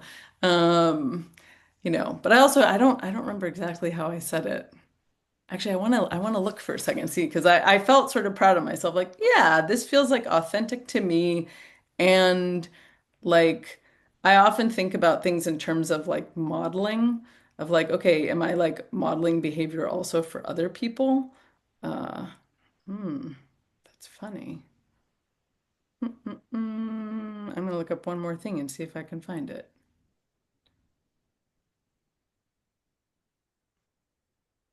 Aha, here it is. Ah, yes.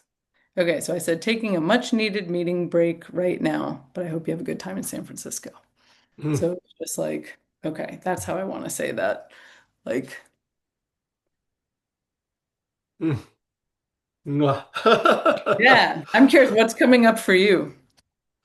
Oh, um, Well, I feel proud of you, and then I feel grateful because I've always been astonished by how generous you are with your time and energy. I remember Mm. we had a conversation maybe 2 years ago where I was in your home and I wanted to ask for your help, and I was like, "Hey, I would love your help," and I was just assuming you would say no because you're a very busy person. You have lots of obligations. Like, and I like coded a lot of like, feel free to say no. I'm assuming no, it's no problem.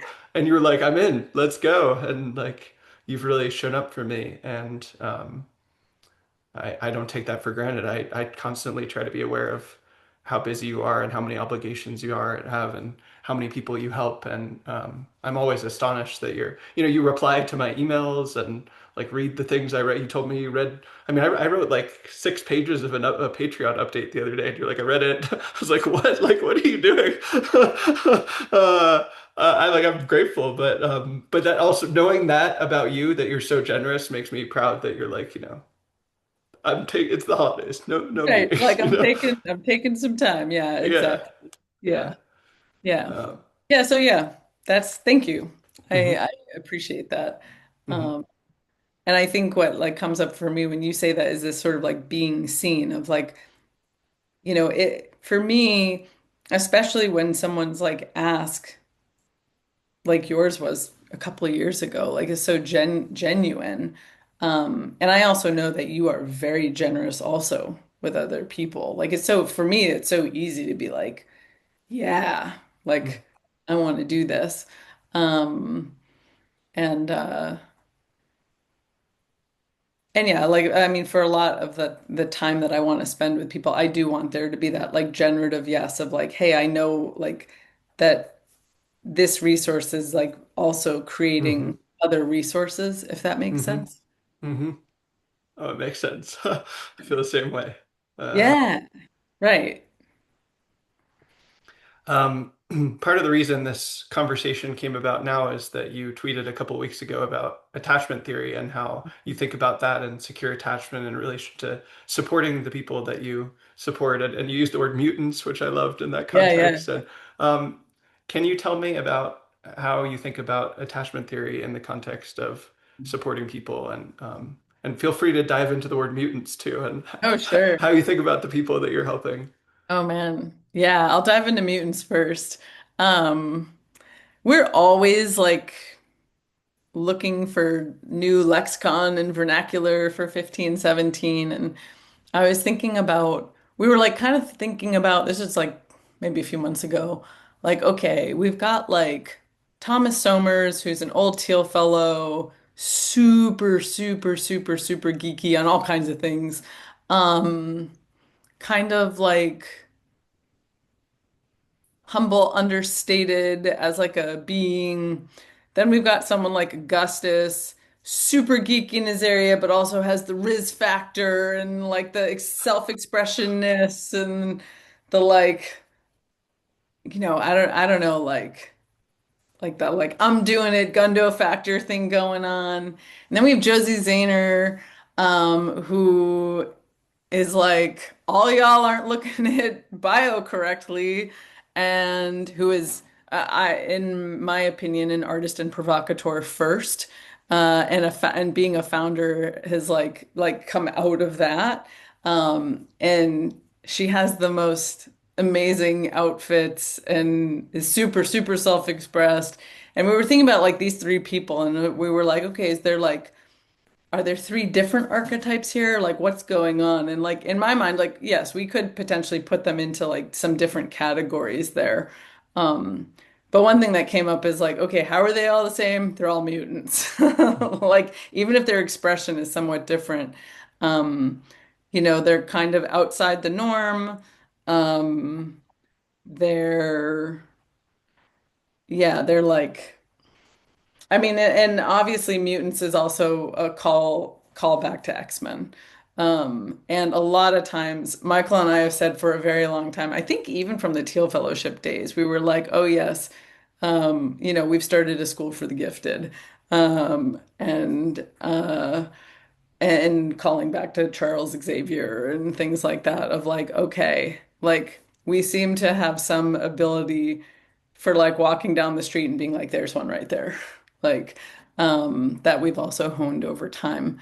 Um, and I think there's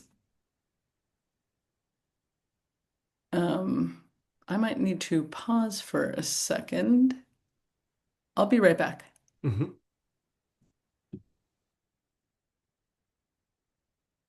All right. Thank you for that break. I saw my Hmm. dog out exploring something that I was like, I don't think he should be exploring. We've all been there. No I'm problem. gonna go check on that. Yeah, totally. Um, but uh, but yeah, I'm trying to sort of unpack the mutant thing a little bit more. Um, I guess like the mutant thing is interesting because it's like, yeah, typically like stands out in a different way, but I think the mutant category kind of has the like has also faced some like adversity or um being ostracized or something like that. And I do have the sense that like a number of the people we've worked with have like had both sides of that coin of like, hey, there's like the extreme abilities and the like amazing parts of it, but also the like, hmm, like I don't quite fit in with consensus reality side of things. Um, so at least I think that's sort of like my encapsulation of it right now. Um, and then on the attachment side, gosh, I don't even remember when I started learning about attachment theory. I mean, it was definitely 10-ish years ago, something like that. Um, and yeah, I find the work interesting. Like any work like that, I also think we can sometimes like start labeling things as like everything in those categories, like um that can be that can maybe I think turn people in the wrong direction. Um but um but I don't know, in terms of like in building communities in general, like I've always wanted people to feel included. That's always been really important to me. Um and so even with the Teal Foundation, we started having these events for the applicant pool that we called our Teal Summits. And we just like, because when we had our Teal finalist rounds, what we would hear from the finalists was, I don't get to meet other young people like me, which I always found very interesting. Because I would think like, oh, aren't you like finding each other on campus or something like this? And say, no, it's really hard to find other people who are maybe building or doing something outside of like traditional schoolwork.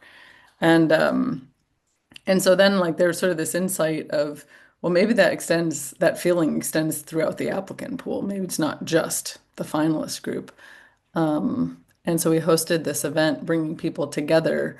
And I never liked these communities where it was like, this is a community, but you have to like jump through all these hoops to like get into it and like be like selected or something. Like there's like a lot of ick for me in that. And so for us with the Teal Summits, we just said like, hey, like if you made like the first cut of the application screening, which basically meant like you had like a thoughtful application where you put some real effort into it, we want to invite you to this thing.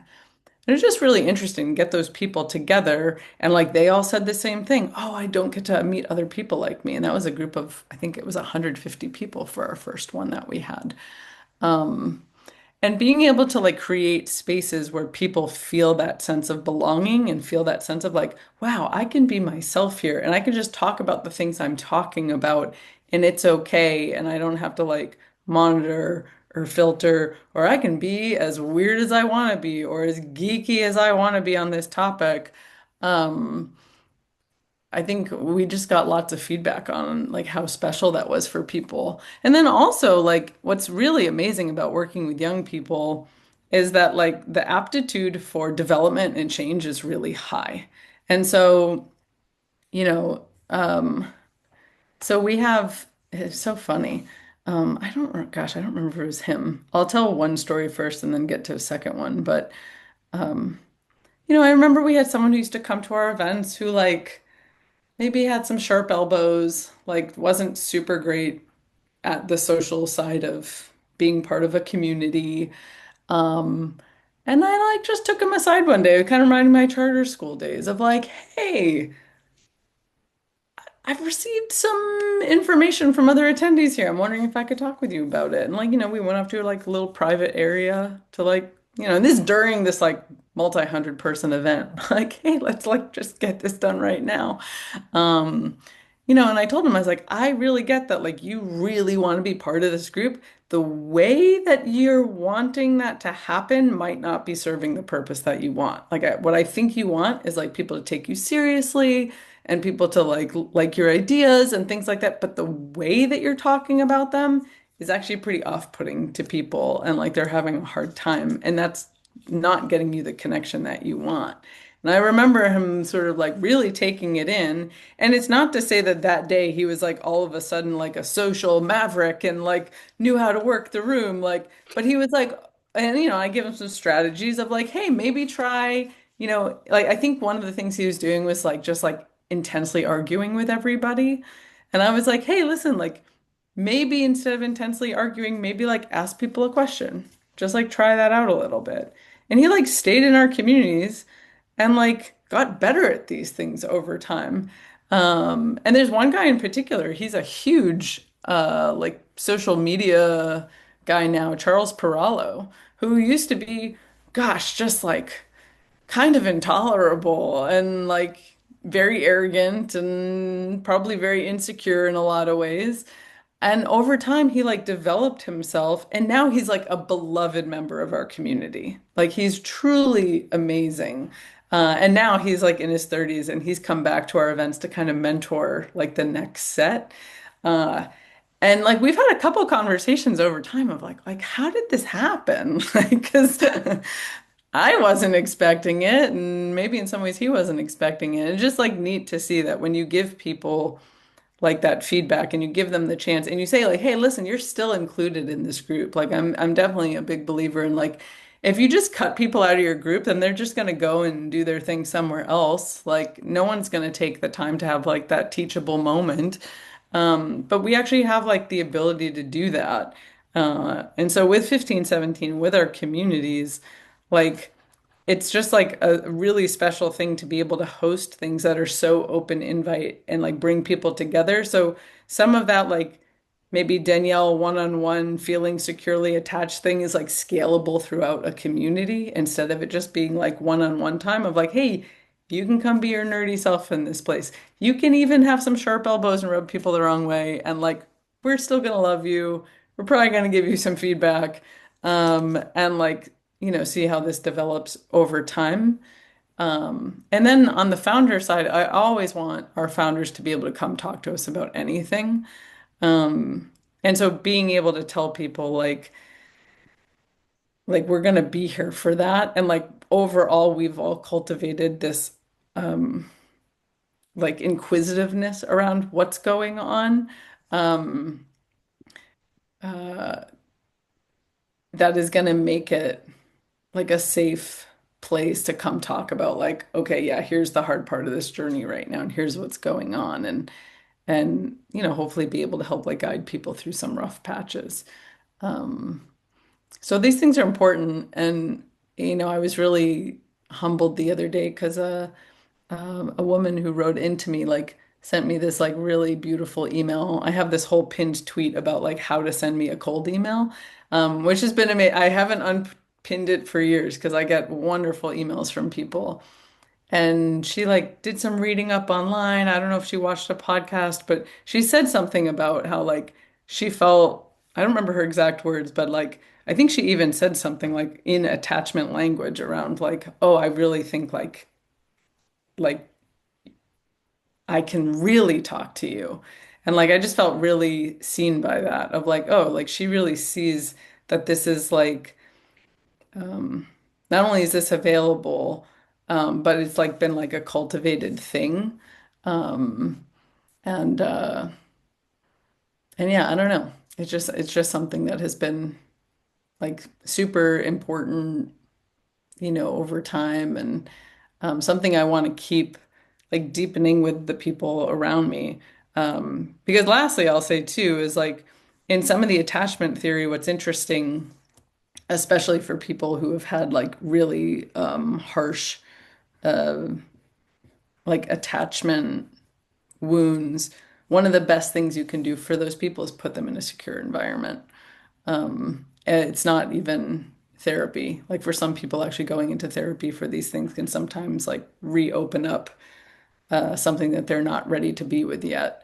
And sometimes the best thing you can do is just be like, hey, here's a healthy environment. Just go be in that for a while, and like the nervous system will kind of start reorienting itself. And I always think about that of like, because I think a lot of times we think like, oh, we have to do the work or we have to do this or we have to do that. And it's like, maybe don't hang around with assholes. Like maybe that could be part of the answer and the response. Mhm. It sounds like you've kind of taught yourself and your team has taught yourselves how to provide a supportive, secure place for the people that you're connected to and build communities that have that quality as well. Yeah. Yeah, I think so. And I mean, some of it has definitely been modeled to me by other people. Hmm. I think about this coach that I've worked with for 10 years. Like she's a super secure base for me. Where it's like, wow, I can, basically talk about anything and like she's right there for it. Sometimes I jokingly and lovingly call her my paid auntie. I'm like, Hmm. oh, like she's so good at this. Um, but uh but yeah, like yeah, some of it's learned through like different avenues. But it is something that I think has gotten into the culture of what we do. And so then it's nice. Like people will be like, "Oh, my friend should really come to one of these events. Like they're gonna fit right in." And it's like, okay, because they feel like what we're putting out. Hmm. Hmm. Well, there's so many more things I could ask you about. I want to make sure to ask at least one question, which is, I feel like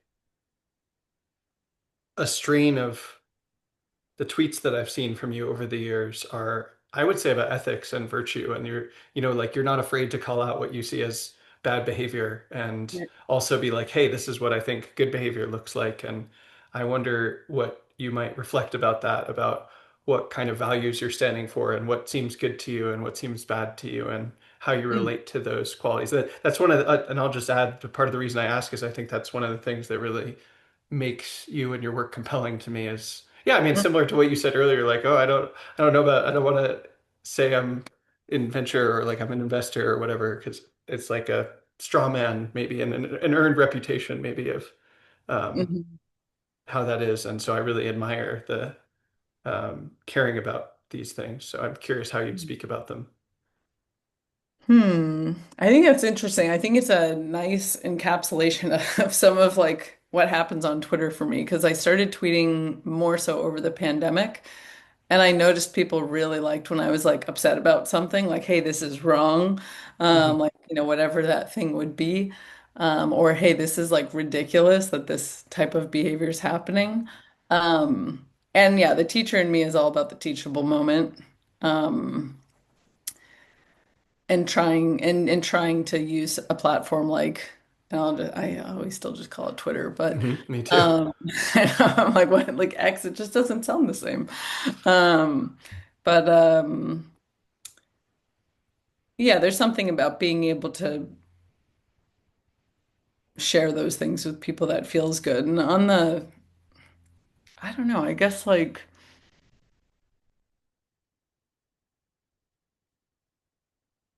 hmm,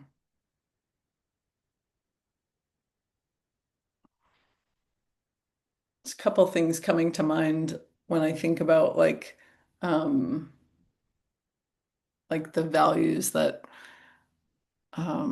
are maybe important or becoming more important over time. One thing that has been coming up a lot, um,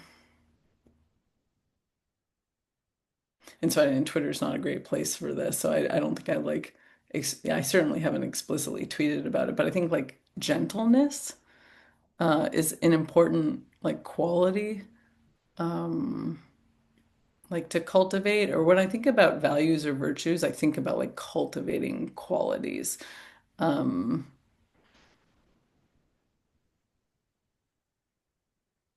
yeah, it sort of goes back to the like, hey, someone having a hard time doesn't need more of a hard time. Um, it's like they need, something that has some gentleness or grace. Grace is another quality that's been super important to me, and I'm so curious about grace as a concept. Um, yeah, there's like a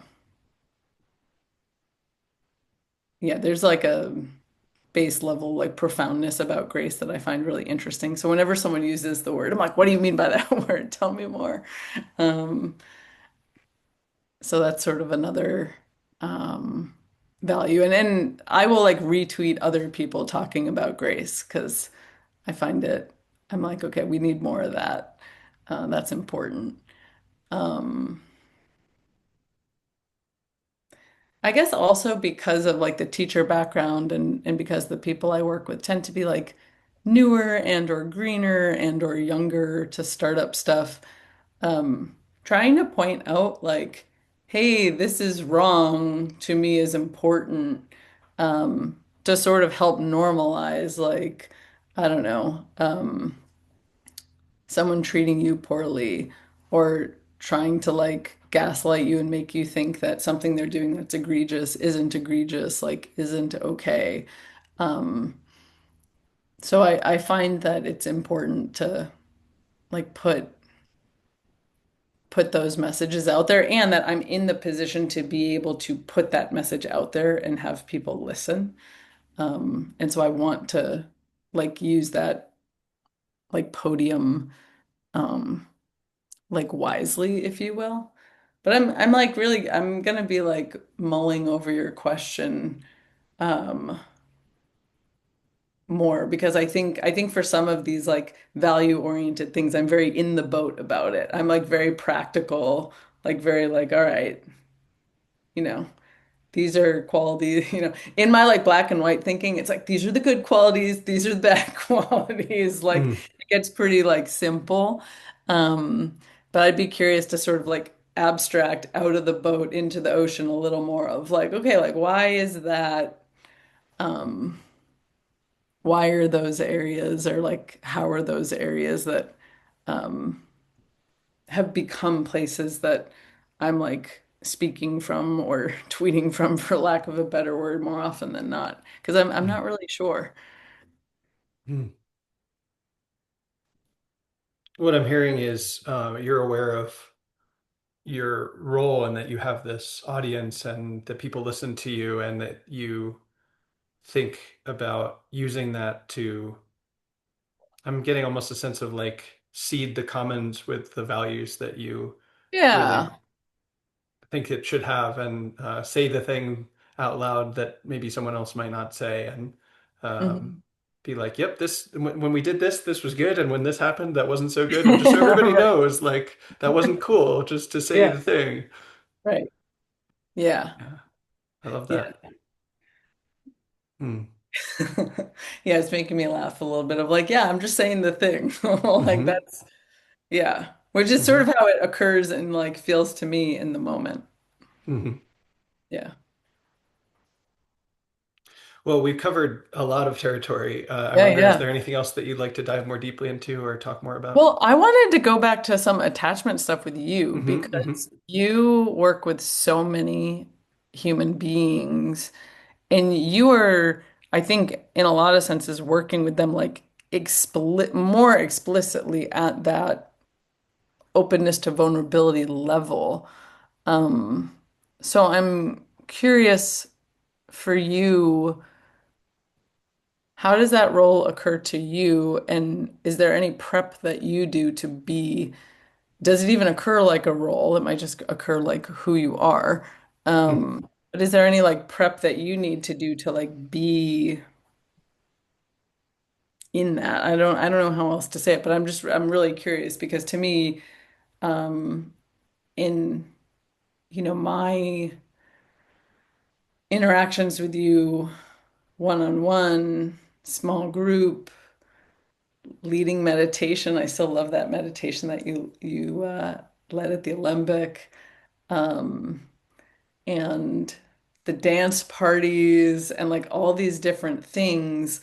Um, to me also speaks to creating a particular container. And so I'm really curious about like attachment theory and how that may or may not come in for you in the in sort of like the I sort of wanted to say work, but I almost want to use it in like the Kantian duty sense of like bringing Mm. this duty that you have into the world. Mm.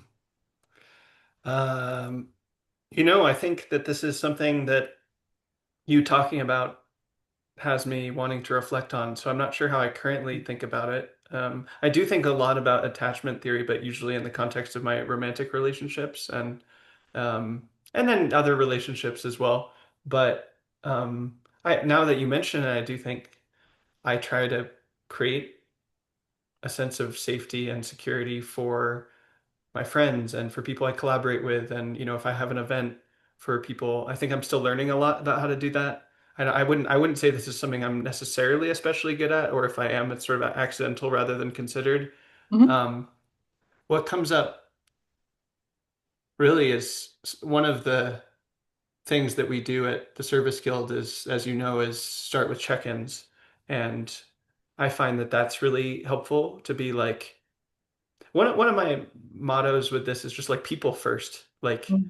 and that means a lot of things, but it's just like, hey, like people are coming in literally from different places, but also metaphorically from different places and different emotional landscape. And I'm different on different days, and I want to be seen and received in that way. And I want to extend that to the other people as well. And um, I think on the one hand that can be really the basis of security and safety. On the other hand, I do notice that for some people, increasingly that itself is challenging in that, like, I think being vulnerable emotionally is associated with like someone taking advantage of them or someone using their vulnerability to hurt them. And so, there's a skill that I've learned that I'd like to distribute more widely, which is like Mhm. you can share your emotional status in a way that doesn't overshare what you don't want to be vulnerable about.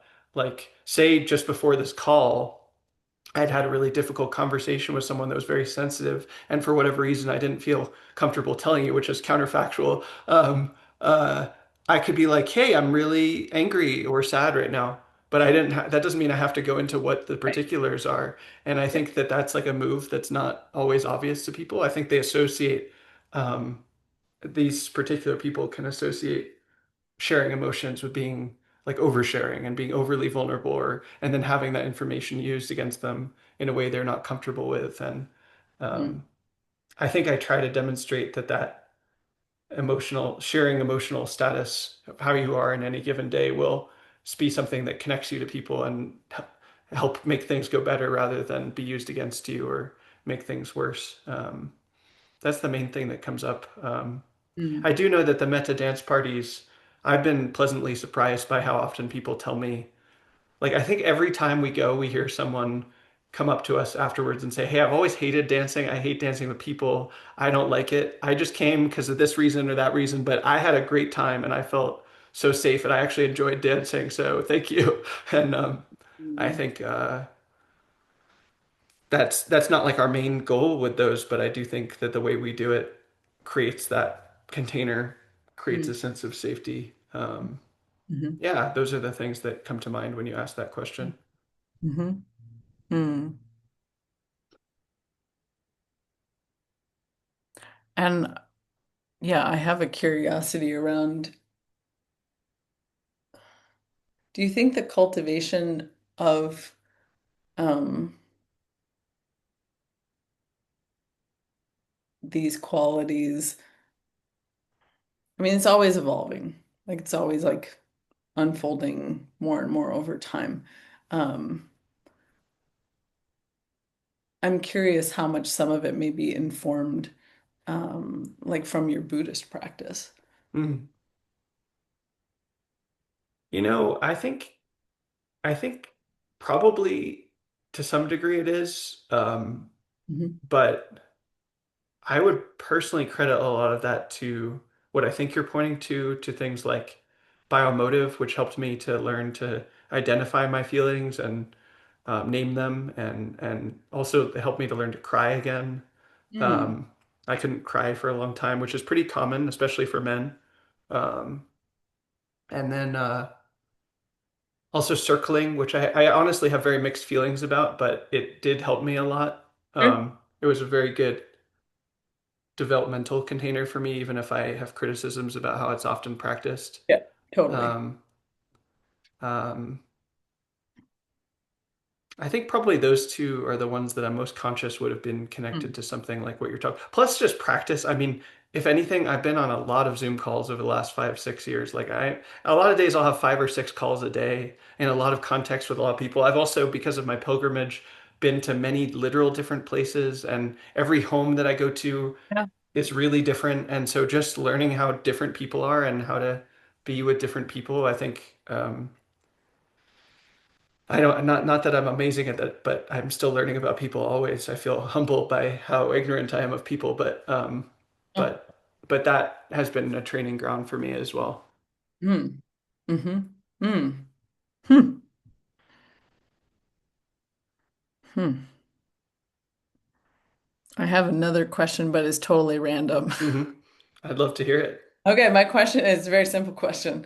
My question is, um, I don't know if the algorithm is feeding me different things on Twitter or not, but have you been less on there Hmm. in recent months? I feel like I'm not seeing you as much, and it's making me wonder if like my algorithm has done something like not seeing you as much. And I'm like, what's going on here? But I also was wondering if you were sort of doing a retreat from like Hmm. social media stuff or no. Okay. No, I've not taken a break. I mean, there are times where I post more or less, but I haven't taken a break, and I Okay. suspect I'm being shown less. I think, honestly, I worked really hard on right speech on Twitter and on the internet. Buddhist right speech. It's not like people hear that and they think, oh, like, I don't know, it comes to mind various political connotations. It's a Buddhist practice. It's one Yeah. of the Noble Eightfold Path, and the Buddha said that there are certain qualities of speech that make it noble rather than Mm. ignoble, and I have tried to cultivate those qualities in my speech, and I think that that's like anti-algorithmic, or Oh, like if you're like doing kind, true speech that's useful and timely, it's like that's not going to go no, it's yeah. wild. And Yeah. Yeah. so I think probably it's showing me less. I like to use lists for people. Like I've had you on a list for you. There's a home list I have that's like I think it's just Yeah. 70 people, and it's like I want That's to make fun. sure I see these if I go Yeah. on there. I want to make sure I see some of these people. Yeah. So Yeah. yeah, Okay. That's a good, yeah, I don't have any lists. And I will if I just was be in your job, I would absolutely want to have lists of 15, 17, and Innovation Academy and Teal Fellowship and this sure. subgroup and that subgroup. Oh, that's interesting. Yeah. Maybe a project, maybe a project. Well, this is good to hear because I always love like reading all kinds of things that you post. And to your point, Mm. yeah, the algorithm doesn't like when I started tweeting, I noticed all my like stuff where I would be angry about something would get way more, yeah, and I was like, huh, interesting. And for a while I felt like I had to balance that out where I would meet someone in person, they'd be like, I love your Twitter. I'm like, I'm nicer in person than on Twitter.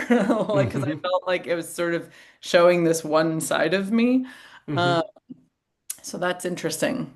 Well, Hmm. I'll have to go back into Twitter and be like, I'm liking all these posts and be like, show me this stuff, Uh-huh. algorithm. Uh-huh. Um, huh.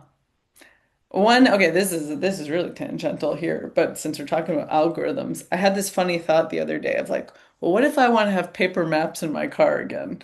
I had Hmm. this like, total thought about like, I don't think when I started using the internet a ton, like 25 years ago, that where that was leading was that like algorithms would be running my life and attempting to either tell me things because it thinks it understands me or tells me things because there's factions of groups that want things to get or not get to me. And I've been thinking about this more. And the other day I was thinking about this in terms of like using, mapping software and whatnot. And a friend of mine informed me that, yeah, I can't remember if it's Thomas or Thompson guide probably hasn't been printed for like a decade or something like that. But it's been this idea of um, not having your life be algorithmically generated, I think is important. I don't know Hmm. where I'm like going with that. Like I don't know where that's sort of heading for me. But I'm curious for you as an also like present online person, like how you maybe make sense of some of these things. Hmm. Hmm.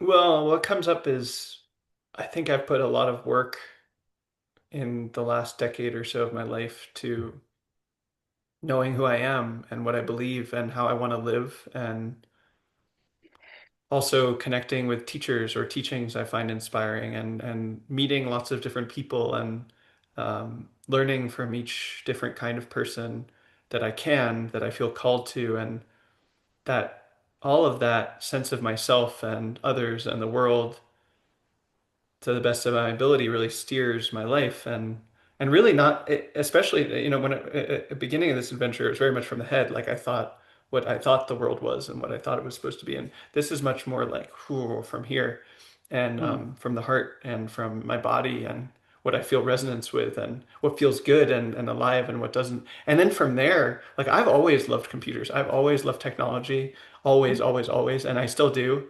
And it's so Yeah. fun. This is an amazing era for it. Yeah. So, but it's like that is in service of this deep knowing of self and world and other. And um, from there, it's like if an algorithm or a tool or some piece of software helps me to do what I already care about better, I'm like, I'm in. Yeah, Um, totally. Yep.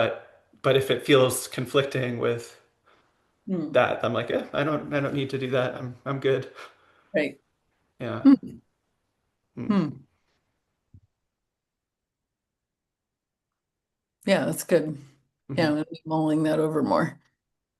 I feel like this conversation, I love so many things about it, but um, I feel like I got to know you better and really take in how much you've accomplished. And I think I see you as someone who um, has just been planting seeds for such a long time, where in every context that you were in, you weren't like, it would have been so easy, especially once you jumped out of education, to like really instrumentalize or like objectify or like make immediate numerical goals you had to meet or something. And Sure. like you just seem like someone who really um, wants to make the world a better place and wants to help the people around you that you're connected to. And like that conversation you had with the gentleman who went on to do a train startup, like you just had this one conversation with them, kind of got them back on track, literally. and uh, Love it. and then their life was better, and you didn't invest or something, and you just helped them, and their lives were better for it. And then you've also, because of that philosophy, done well for yourself, done well for your family, like live a life that I think is quite beautiful. Um, and that really inspires me and nourishes me because um, I'm about 3 years into planting these kinds of seeds with the Service Guild, and that itself is like the plant coming out of the ground of more years of stuff before that, Right, um, exactly. Exactly. and I'm just like I can see from this conversation, like, I mean, I have no idea what my future will hold, but like I would love to do a venture fund, or I'd love to invest in Right. people, or I'd love to found a startup, or I'd love to start a school, like I'd love to be a tutor, like, Sure. and I just see you having walked those paths, opening that up in my imagination of like, oh, I could do that too. Danielle's done that. Like I could do Mm-hmm. it, and it doesn't have to look a certain way. And I'm really inspired by this conversation. So thank you so much. Well, thank you for having me. I mean, it's just been, I'll never forget the first time I met you, I was nervous. I was like, oh, this Tasshin guy, like, he's, he's like, you were like, leadership in a monastery and Uh-huh. just like, it's like, wow, this guy is like devoted. Like, like he's like really in his stuff. And I always really, I mean, I just like I respect people like who are in it that deep. And what I see as a similarity is like I see you developing um like what you want to do in your messages and the vehicle in which that message takes place changing shape over time. And I think maybe something both of us are maybe good at is not getting caught up in like self-identifying as the vehicle. Mm, And, it's like I do call myself an investor now, but I hmm don't like identify as like I'm a venture capitalist or like you're not like I'm a blank, like, and you get like locked in. It's more like, hey, this is the vehicle I'm using to do the thing that I'm doing. And I think in your case, it's particularly interesting because you're creating vehicles that like are novel for people. Like you've intentionally been moving things through the service guild in this sort of like what might feel like a fuzzy gray area of like, okay, we're not a nonprofit. I'm a person. There's other persons here. We're not a C corp. Like, and the world constantly wants you to be a thing. You know what I mean? Yeah. Like, you gotta be this thing. And like, what you are is this like novel vehicle. And like, I think you're going to keep seeing over time, like how that vehicle evolves and how your thinking evolves and then what is the right vehicle for that thinking and so on. And so like I really feel this like generative evolution happening where it's like, yeah, I see the same thing too of like you're out there meeting all these people, providing value to them. I'm like, that's being an investor. Mm, Like, yeah, maybe that is a vehicle that you're like, all right, I'm going to get in this car. This is my vehicle. Like, I'm going to use this one over here. mm, Obviously, so much of what you do has like the private tutoring vehicle also. mm, There's so many different like ways. Um, yeah, that you could take the journey and I admire that you're doing it like in a different way and that you're someone who can really sit in like what would probably cause a lot of tension for like most people of like, ooh, I'm doing something different. I'm doing it in a vehicle most people don't use or don't understand, and I'm doing it anyway. hmm Yeah. That's been one of the best blessings about having you as a mentor over the past couple of years is like there were a few times where I remember I was like starting to tell you, like, I think I should do this thing, and it's kind of crazy. And you're like, great, I guess you need to do that thing, and like, cool. And like, that's what my intuition said. And I tried to trust my intuition, but it gets off the reservation. I'm like, oh, I should probably check with the adults here. And, and you've been really, and in fact, you've given me some crazy ideas of your own. You suggested for a while ago that I start an OnlyFans, No, which I I did. talked to somebody about that the other day. Yeah. I was like, that was like an amazing moment. Uh-huh. Which I think was very freeing. You know, and for the record, I mostly posted erotica there and erotic pictures, not of me, but that I'd drawn, and then um, yeah, I just ended up kind of rubbing against the structure of that software and that company of the way like they expect you to post regularly, and I was like, no, I just want to have like a library of that. So I ended up putting it all for free on my website. It was like, have at it if you want. Rubbing against is a funny phrase to Oh use boy. in regards Oh to boy. No pun OnlyFans. intended. Yeah. Oh, But amazing. I've loved that from you that you really meet me at my weird and my crazy. And that's why, when you talk about supporting mutants, I'm like, yeah, that's what she does. So Right. I'm so glad you're doing that. And I'm glad you're doing that at scale now too, not just 20 people. I mean, it was amazing as the Teal Fellowship was. It's Yeah. just like I'm like, oh, thank goodness you're doing it at scale now. So Yeah. well, thank you so much, and Yeah, thank I'm you, so proud Tasshin. to share this with the world. I'm so excited to have it out there. And thank you so much for the offering to spend your time and energy and um just everything with me.